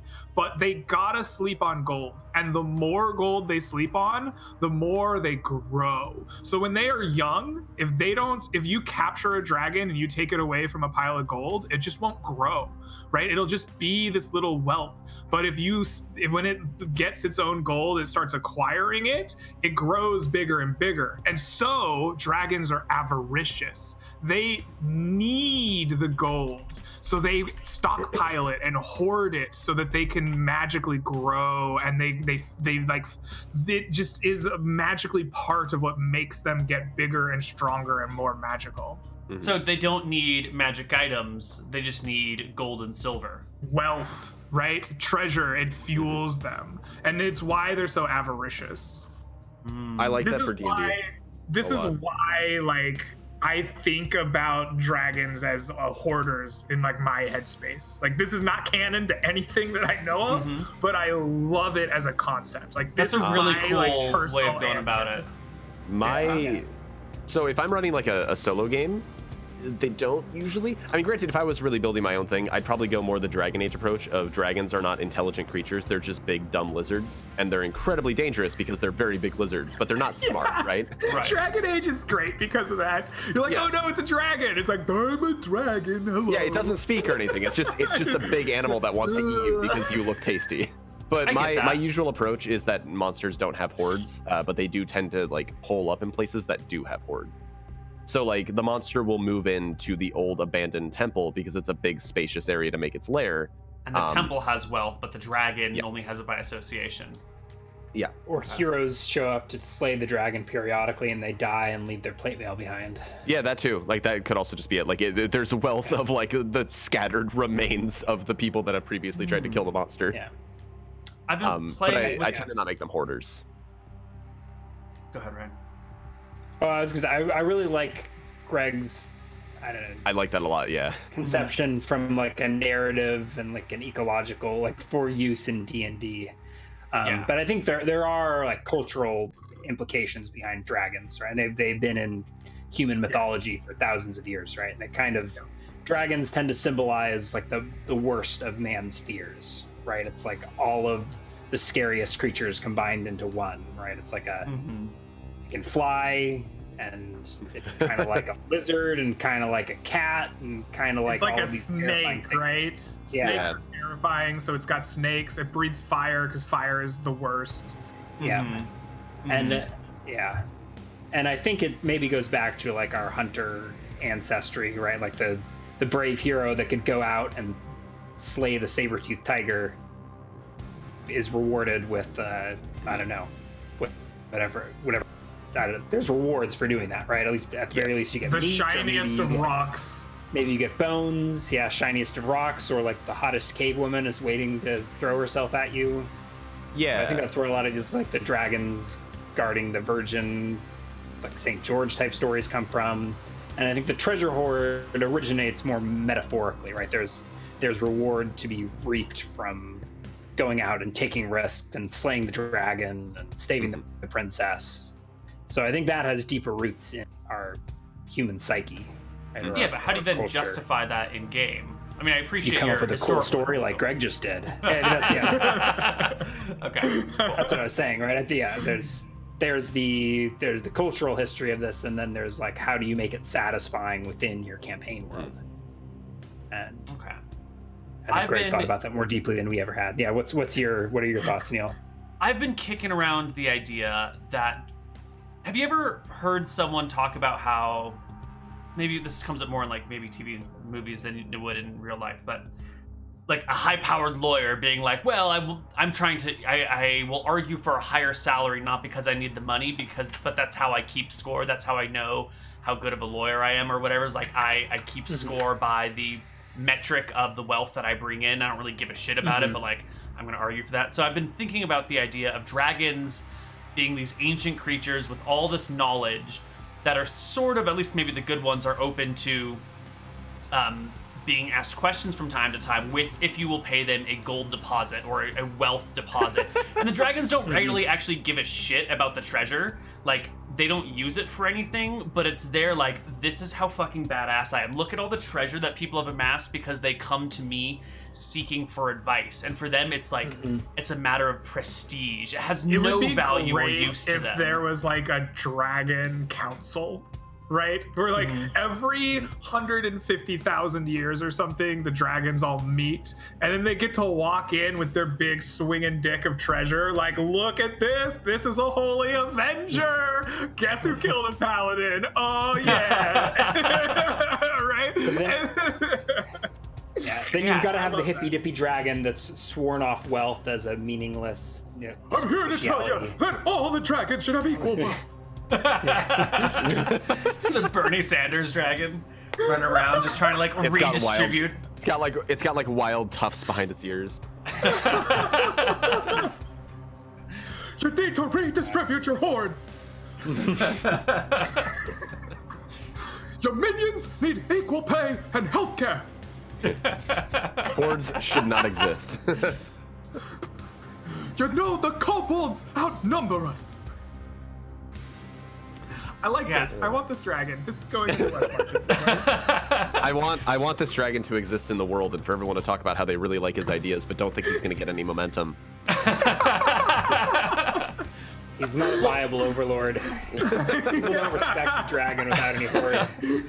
You know, no one even likes this dragon. You know, he's just unhappy, can't get along with anyone. But I like the heart condition. He's liable to drop out of the sky at any moment.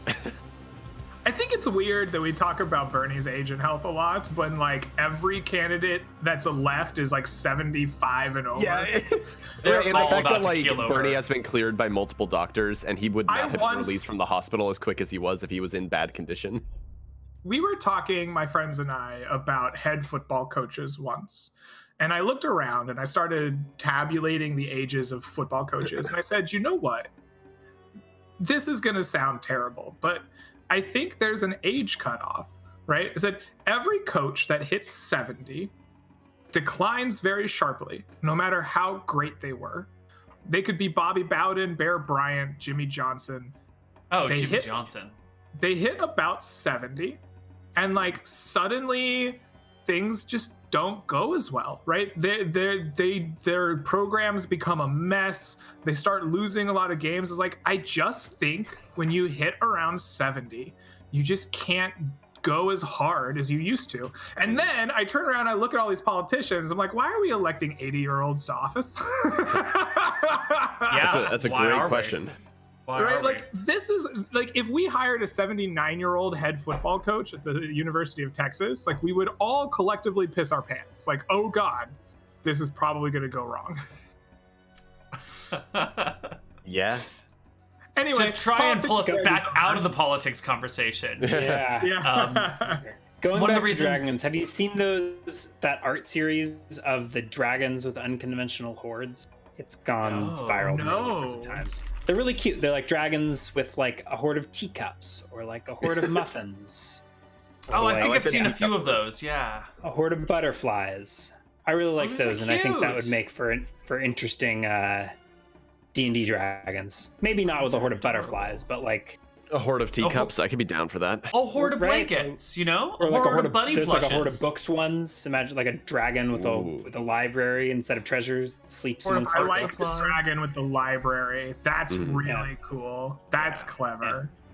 Well, I like the idea of that as an encounter. Your PCs come into this like new town or new city that's like under the like direct rule of the dragon. So like their whole economy is about making like freaking tapestries, right? Like they're like, we make scarves and nothing but scarves all day long, and we give them to the dragon, and like the one who makes the best scarf gets rewarded at the end of the year or something.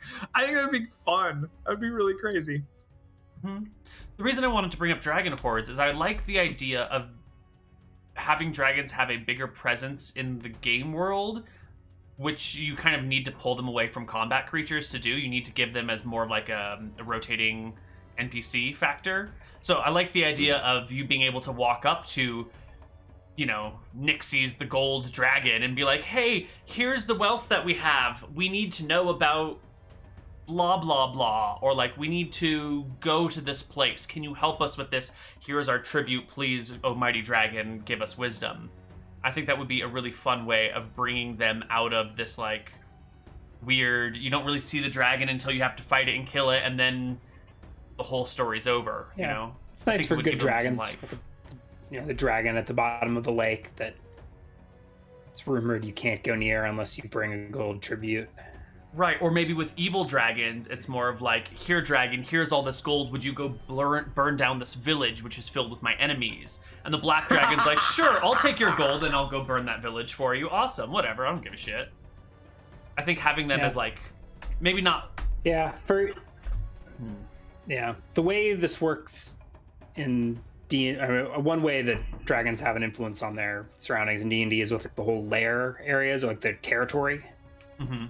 Which I think is an interesting way to make evil dragon's presence felt. Is like the whole swamp has signs of the dragon, right? And so like you don't need to have a dragon encounter, but you can be walking on the road and you find like a burned out wagon that the dragon raided and ate all the people and took all their wealth. Mm-hmm. So I think that's an alternate way to have evil dragons exert their presence. I like that philosophy a lot. And this kind of goes back to the Chimera encounter you were talking about earlier, where just because the level 1 party rolls Chimera on the table doesn't mean they see the Chimera. Maybe they find some quills in a tree, or they find like its last victim. Mm-hmm. That if they were a higher level, they could use to track the creature, but if they're low level, they're meant to just ignore and keep moving. Yeah, I like that a lot. No, it's great. I like that a lot. One of the things that I think D&D falls short on is the uniqueness of the creatures that you run into in mythology. Let's go like in mythology, you usually run into Dracula, the vampire, right? Or you run into the Medusa, or like the whatever. And even like a goblin or a barbarian, it's not like you run into 20 D100 goblins in an army. It's like it's Torquemork the Skull Crusher, and he's terrorizing the village. Right. And in Dungeons and Dragons and role-playing games, which you often end up in, is there is the race of Medusae. Here is all of the dragons in the world. Here is, there are hundreds of demigorgons. And one thing I like, especially with big set piece creatures like dragons, is like, this is Smaug, the red dragon. It lives here. These are its minions. You see it from time to time. It kills whole armies by the handful if it gets pissed off. And like, it is a constant, omnipresent thing.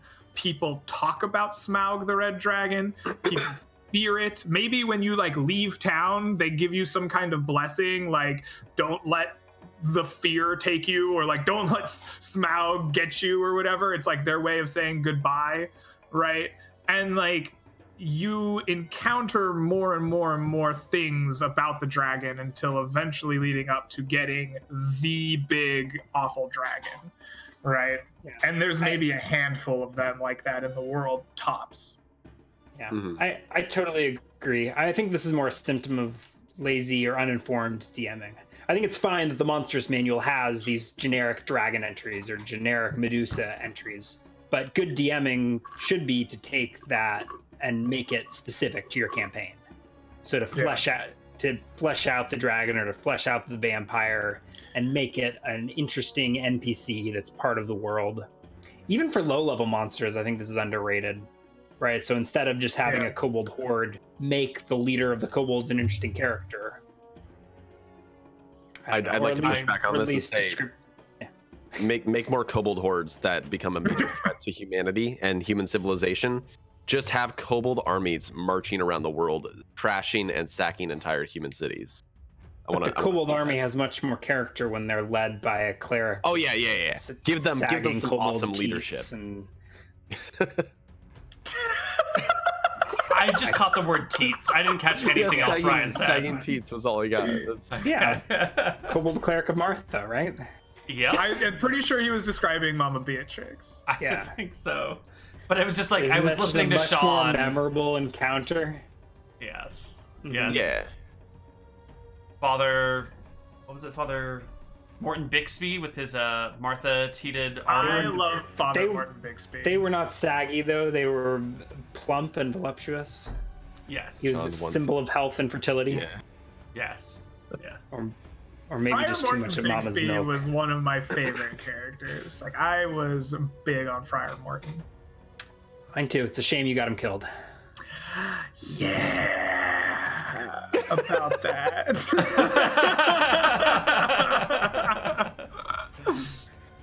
Only indirectly. It's pretty much my fault. No, I will take the blame of that one. Other thing, here's note. Okay, dragon note. You were talking about having good dragons, like answering questions and being sages, and like that sounds good. There are lots of stories of dragons being helpful. I think especially in more Eastern interpretations. There's less of that in Western mythology, though it does exist. But I have very rarely, if ever, in my D&D career had a successful encounter with a good dragon. Right, I as a player have never been like, oh, it's great. I love the fact that I just walked up and talked to the platinum dragon and like got a wish spell or whatever. Like it always, if they're helpful, it feels like, like we didn't do anything. And if they're not helpful, then you're like, well, what a fucking dick. Aren't you supposed to be lawful good? There's demons raging, you prick, right? Like I've never had like a good encounter that felt strong. And so I think if I were to go down your route of trying to make dragons accessible NPCs, even if they were good, you could put good dragons in the same role, but I would make dragons something akin to like a genie. A genie will grant you your wish, but you gotta be careful, right? He's gonna get something in return, or he's gonna screw you with that wish. I feel like your encounter with the dragon should feel the same way. Like you've gotta give up something, or you've gotta like really like succeed in tricking the dragon or something in order to get what you want, right? So then it's less of a like, I will pay you 1,000 gold, give me my 3 wishes, dragon, or like whatever it is you want. And it's more of a like, it's more of like what Sean puts on his encounter tables. It's a problem to overcome, whether it's like wording yourself very carefully to avoid getting screwed over on a technicality, or whether it's, like, okay, look, this is an evil bastard of a dragon. We need something from him, but like we got to protect ourselves and we got to like get him in a position where like maybe the dragon needs something. Like, look, Smaug can solve our problem, but like we got to do something that Smaug wants, and that's a problem because he's a bastard. right? Like we might have to sack a city or something, or figure out how to get around that. Like I think cost, or like specifically cost of some kind, either meta cost to the player or like narrative cost to the character, I think it would be important. Sacrifice worthy of a dragon.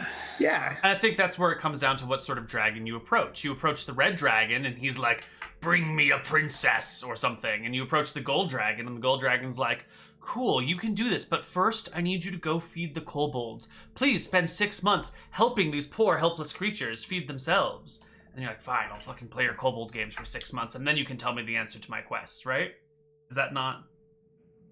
Greg's looking at me Maybe. like I feel like feeding the kobolds for 6 months wouldn't. It would be a meta cost to the player, but it's a meta cost to the player that I don't find particularly engaging. It's not an interesting one. Perhaps the meta feeding cost kobolds is a bad example, but the idea that it sends you out to do something good dragon. I like the idea that the gold dragon's like a lawyer, right? And the gold dragon will. They're supposed to be good. Maybe it's a pro bono lawyer. They're good, but they're also they're a criminal defense lawyer, so it's they're criminal defense lawyers. Yeah, got it. And like, sure, okay, Gold Dragon, I need you to help me scry on the ancient city of Relais because Cthulhu is coming and I need to stop it. And the Gold Dragon is like, okay, we'll make that happen for you. under like these conditions, right? And it's like you have to navigate the dragon legalese to like successfully get what you want and not like sign away your immortal soul. And like as soon as you like travel to the city of Relay, you're just now like captured in the dragon's orb of souls that it likes to gaze at because it's enamored by your like heroic beauty or something, right? Like there's this like potential like pitfall even for the players, more than the pitfall of, okay, for the next for the next session or for the next hour or something, like I'm gonna be bored feeding kobolds, right? Which is a meta cost, but I think it's one that's like not it's not an interesting narrative cost. Sure, but maybe it's not like feeding kobolds. Maybe it's like, hey, I know this poor starving town over there that really, or not a starving town, like there's a village yay miles away that has been attacked by orcs. Someone came by recently asking me to help with the orcs. If you can deal with this village, I will then in turn reward you with something great.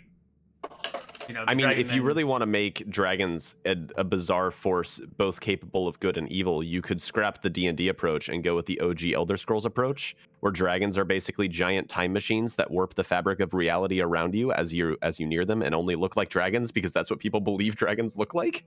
What the fuck sort of lore is this? Yeah, Elder Scrolls dragons are fucking ridiculous in like the best way ever. Like most of the early game plot lines are centered around the Skyrim happened. Yeah, and then Skyrim happened and it was like dragons are boring. But the end of Daggerfall has 6 different endings, all of which are canon because a dragon happened. And because that dragon happened, all 6 disparate endings happened at the same time and resolved simultaneously. Do they conflict? Yeah, they conflict. So like all 3 powers rose up and defeated each other. So everybody won and also everybody lost. Oh man. It's great. It's really great. Elder Scrolls was a very interesting blend of fantasy when it started. And it had wild ideas and was just like you could get really pulled into Elder Scrolls wiki or something, just reading all the crazy shit inside the world.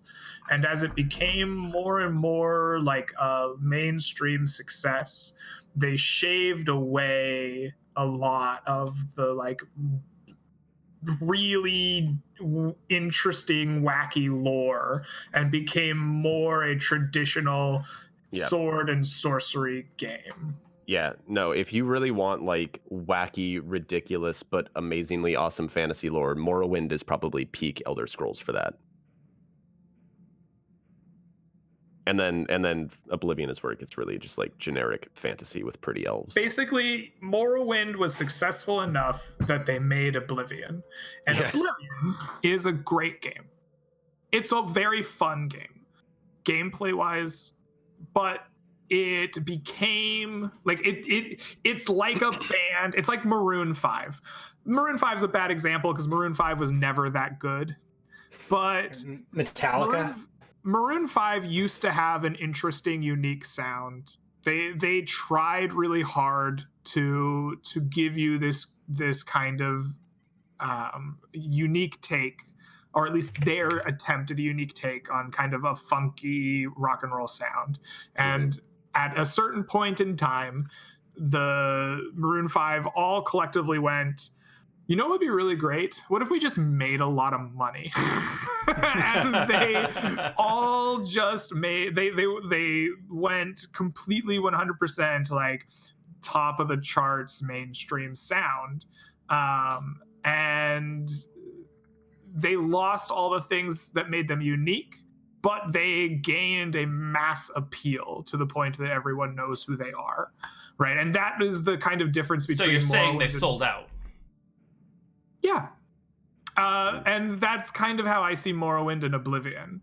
Like Morrowind is interesting and unique and weird and a pain in the fucking ass to play, right? And there's a reason why everyone knows Oblivion and very few people can name Morrowind. And in Oblivion and to a greater degree Skyrim, they shaved away a lot of the things that make Elder Scrolls very interesting. and created a more mainstream sword and sorcery fantasy game. Yeah. The real question. Just to clarify, because I don't want to be wrong, I think the 6 endings happening simultaneously is because you enter Akatosh, the dragon god's realm, but somebody in chat is saying it's actually caused by the Numidium, which is what you interact with at the end of Daggerfall, which is actually a golem that's also a god, and I think is like 1,000 feet tall. Holy shit. Yeah, so it's I don't know. I thought it was caused by you entering Akatosh's realm, but maybe it's also caused by the god golem. I don't remember. Sense. But there is one ending where the golem goes berserk and Gooba stomps all over Tamriel, and that's my favorite ending. The real question, is Maroon 5 an insult? Or just a mispronunciation?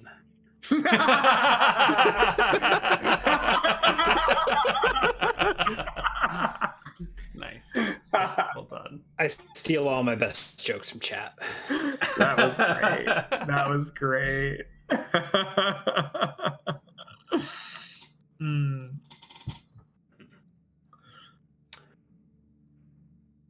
Well, should we wrap it up? Are we like an hour and a half over? Yeah, probably. I like not having a hard time on this, but it feels like that was maybe our ending here. Anyone got anything else to add in? Ryan? I'm good. Any more topics? Gregor? I can always talk. I can find more topics. If we want to keep going, that is not I need to go buy a coat. an issue. With all your... With all your that... filthy anonymous company movie. That money. programmer money. Yeah. I'm not oh fuck, I am working with machine learning. I am a programmer. Sean.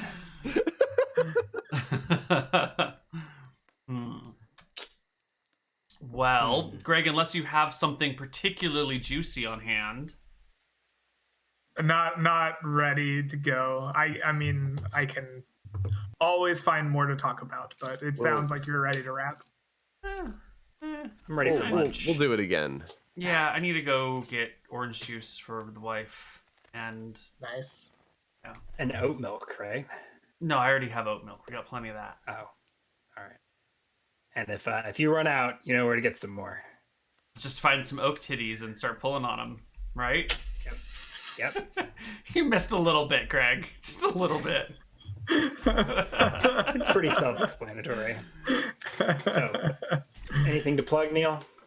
Oh, you know, there's campaigns and shit that happen. Whatever. If you're watching this show, you pretty much already know how to find all your information. Yeah, this is like the thing you watch when you're desperate because you've watched all of Neal's other content. This is when you're like, why isn't Sean and Greg and Ryan around anymore? I'm not watching oh, there's a chit chat. Okay. This is for the cool kids that actually know what's what.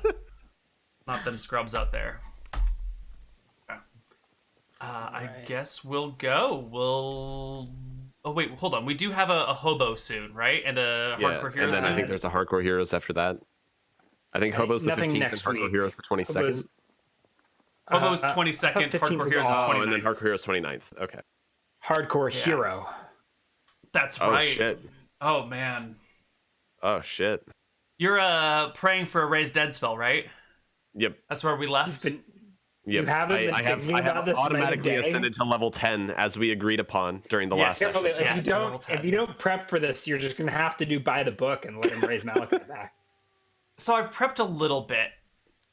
I have a really cool idea, but I'm sort of waffling on it. I'm like, maybe this is actually a stupid idea, and I'm just a dumb nerd. You should probably like run it by people and see what they think. He's got to find somebody that's like not vested in it, though, right? Mm-hmm. Like, 'cause I mean, you can also running run it by chat is going to be a bad idea. Going by will chat, be a screaming that will get fest. spread immediately. Maybe like Running Nick it or by somebody. Nick and Sean is going to be very slanted, I think. Nick was offering all sorts of crazy shit for his character to be resurrected. He was willing to turn his life upside down. Yeah. It's his He got first really character salty. death. I was he's making struggling. dead wizard jokes to him in person, and he was getting a little bitter about it. Apparently, it's too soon. It's not funny yet. He was very. I don't know. He was. Very it's very funny. It's very funny. It's. He was just very attached to Malachi. Yeah. Well, I think that's the best point right there from chat. Just let Nick bribe you. Just find the thing you want most, and it'll happen. We should resurrect Nick, but he doesn't get any experience for the session, so he's still level 9. Vegas to make fun of him. Or we have him inverted XP. Every time he gains XP, he actually loses it and slowly Benjamin Buttons down to first level. So he can keep his character, but the more he uses it, the shittier it gets. That's an interesting kind of concept. Yeah. That would be so frustrating for him. I mean, if we want to do the slowly weakening, we could just have him lose the point of con, because that is attached to Raise Dead. That's already there, isn't it? Yeah, that's part of Raise Dead. Regardless. Yeah. Chat's suggesting $10,000 to raise Malachi. Wasn't that you gotta be more interesting than that. Your bribe can't just be money, right? It's gotta be something like you're interested in, right? Like Nick will apply to be on an episode of what's a shitty American game show. Nick will apply to be on Wipeout. If Can Nick just be our in to like the better British game shows? Like, can we just this earlier how weird British game shows are? Oh my god, I love panel shows so much. I'm addicted. I found a show called Taskmaster. Yeah, I want to be on Taskmaster so bad. It's this show. They take comedians like C-list comedians and they put them in a house, right? And then they're just living there, and they'll randomly get a note from the Taskmaster, and it'll say something like, make the most interesting noise. Most interesting noise wins. You have 20 minutes or something, right? And so they have 20 minutes. They can use anything at their disposal in the house, right? And then they have to make the most interesting noise. And then like a month or two or however long later, they all show up in a studio and they watch each other's clips of making the most interesting noise. And the Taskmaster gives them points. It's so good. I love it. There was one where they had to put a potato in a hole, but they couldn't touch the like area around the hole, and like it was good. Greg, just listen to the words coming out of your mouth. You're watching a game show about putting a potato in a hole. Dude. Just watch Terrace House. Holy shit! It's so good. It's so good. I would res Malachi for 50 grand. That's my limit. If someone wants to give me $50,000, I will res Malachi. 50. We couldn't even get 10 for Georg. I don't think Malachi is that much more popular. Well, I know, but that's my point. Like, I don't want to res this person. It has to be something truly extraordinary. He admits it. Oh my god, the melon eating? Yes. Okay. We need Neal's gonna find out he is a rich donor. So Neal, Hardcore Heroes was supposed to be by the books. How are you gonna lawyer your way around this one? Oh, it hasn't been by the books in a long time. They fucked right off with that as soon as I died. They were like, "Oh, the stick in the mud's gone. We can go off book all we want." Well, but by the books, you can also add and remove spells as needed. You know, so I feel very comfortable adding or removing spells to fit with the world, and while still remaining sort of by the books. You know, but once Georg got involved, the book became 2.N instead of 2. Raw. Yeah.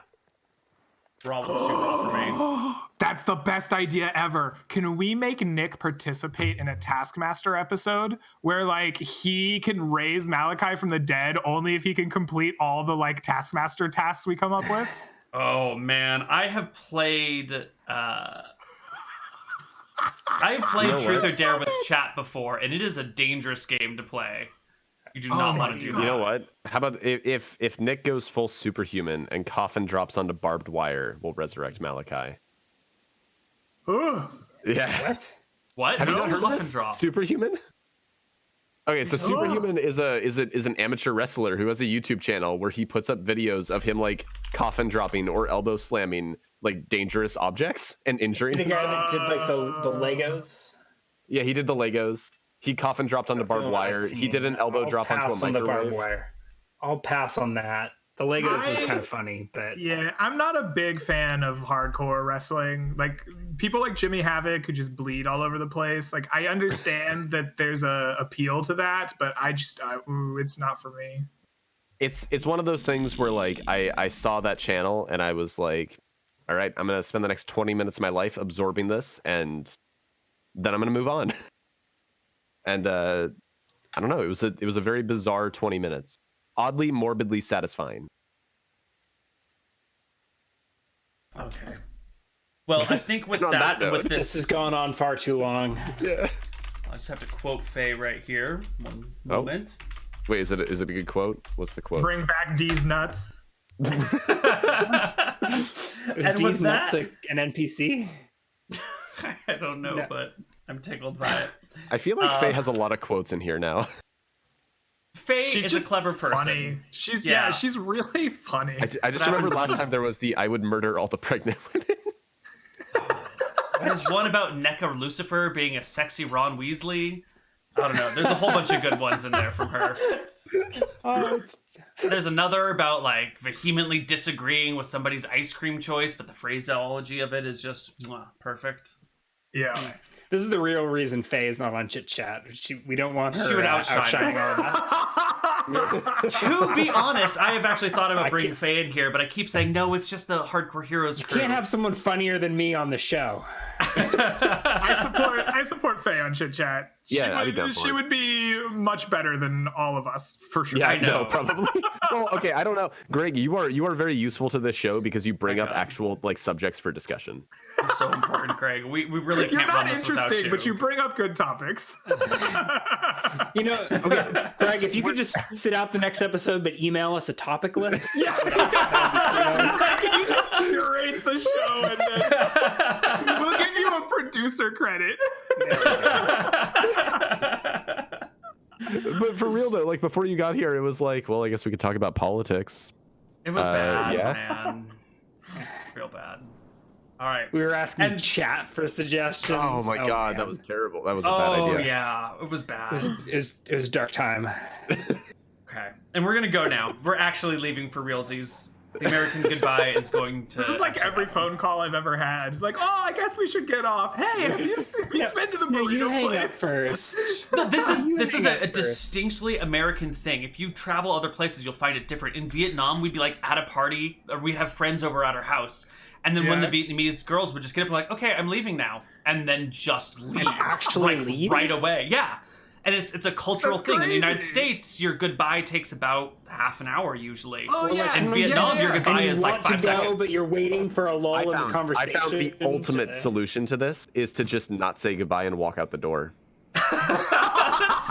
That's also known as the That dick might move. actually work. I was having a Super Bowl party, and like the Super Bowl ended, and everybody was ready to go. We all stood up, we put on like our coats, and we were like ready to go. And then we sat and looked at each other and talked for like 45 minutes in the doorway. Right, like on the way out, we just talked, and then we were at the Super Bowl party like another 45 minutes or an hour. Like, Well, it's all, right. That's not a coats thing on, elsewhere. ready to go. No, This I is mean, totally it normal to changes me. country to country. Like some countries will be more similar, but here in the U.S., you'll say, "Okay, well, I gotta go," and then you have like the brief chat about going, and then you stand up and you have the brief chat there, and then you go to the doorway and you have your final brief chat, and then you start walking out the doorway, and then you keep shouting to each other from the curb until someone's actually in the fucking car. It's just Yeah, but it's text the way when we you do get home things. safe. Right. I'm telling you, man, do the trick of like you go to the bathroom at some point and then you're in the bathroom and you think, kind of want to go home now, so you just kind of like leave. This is called ghosting people, and it's considered very rude. I don't know if it's as racist, but I've heard that called an Irish goodbye, where you just like sneak out of the party. You know, I am majority Irish, so Yeah. All right. That's so interesting. I wonder why it's an Irish goodbye. No. Are the Irish notorious for like being quiet? I wouldn't think so. You would think Maybe- the Irish are notorious for like boisterous and like Maybe it's an loud, Irish but I think goodbye they- because an Irish guy just gets so drunk he falls over and passes out and just like leaves the And conversation. just like wanders out of the party at some point. You would think an Irish guy could hold his liquor. Right? You would think. well, that's why they take so much more of it. Okay, now we are being racist, and but it's okay. It's Irish. I'm also mostly Irish, so I can totally shit on them, right? This is more like cultural stereotypes. But cultural stereotypes, racism, same. I don't know. You know? The last time I brought up the fact that we might have been a little bit derogatory to one of the other British Isles members, Nick got on his high horse about, I can make fun of whoever the fuck, like, you can't tell me I can't take the piss out of the Welsh, da da da da da. I was like, Yeah, okay, cool. I guess my point is like, this isn't the 1900s anymore. I think we're not in a dangerous hole of anti-Irish sentiment. We're probably okay making some light fun of the Irish. I've got some theories. So one suggestion is that it's if you're so drunk you sneak out and to avoid revealing how drunk you are. Oh, okay. Like have people be like, "Give me your keys. You're not going anywhere." I Okay. see, These are all because pretty Irish racist. people have a There's shit ton maybe of it has to do relatives. with like they like to party and talk so much that like it's, instead of getting stuck at the door for half an hour, you just sneak out. To Yeah. avoid all that. Okay. Also, maybe Okay. has to do with the mass exodus following the potato famine, where a bunch of Irish people just like left the country and left their peaced out. families behind without saying anything, and they just turn up in America 6 months later. Hmm. Plenty of possibilities, most of them racist. Yeah. I see Irish people have a shit ton of relatives, so you just leave instead of having to say goodbye to upwards of 50 people. Yeah. Oh, yeah, that's always a bitch. All right, then Well, wouldn't we're it be just like a Catholic goodbye? Right? Like- We're gonna say goodbye for realsies now. We've already tried 3 or 4 times. It's the American goodbye. It takes a while. Wait. Neal, now's the time. Try the Irish goodbye.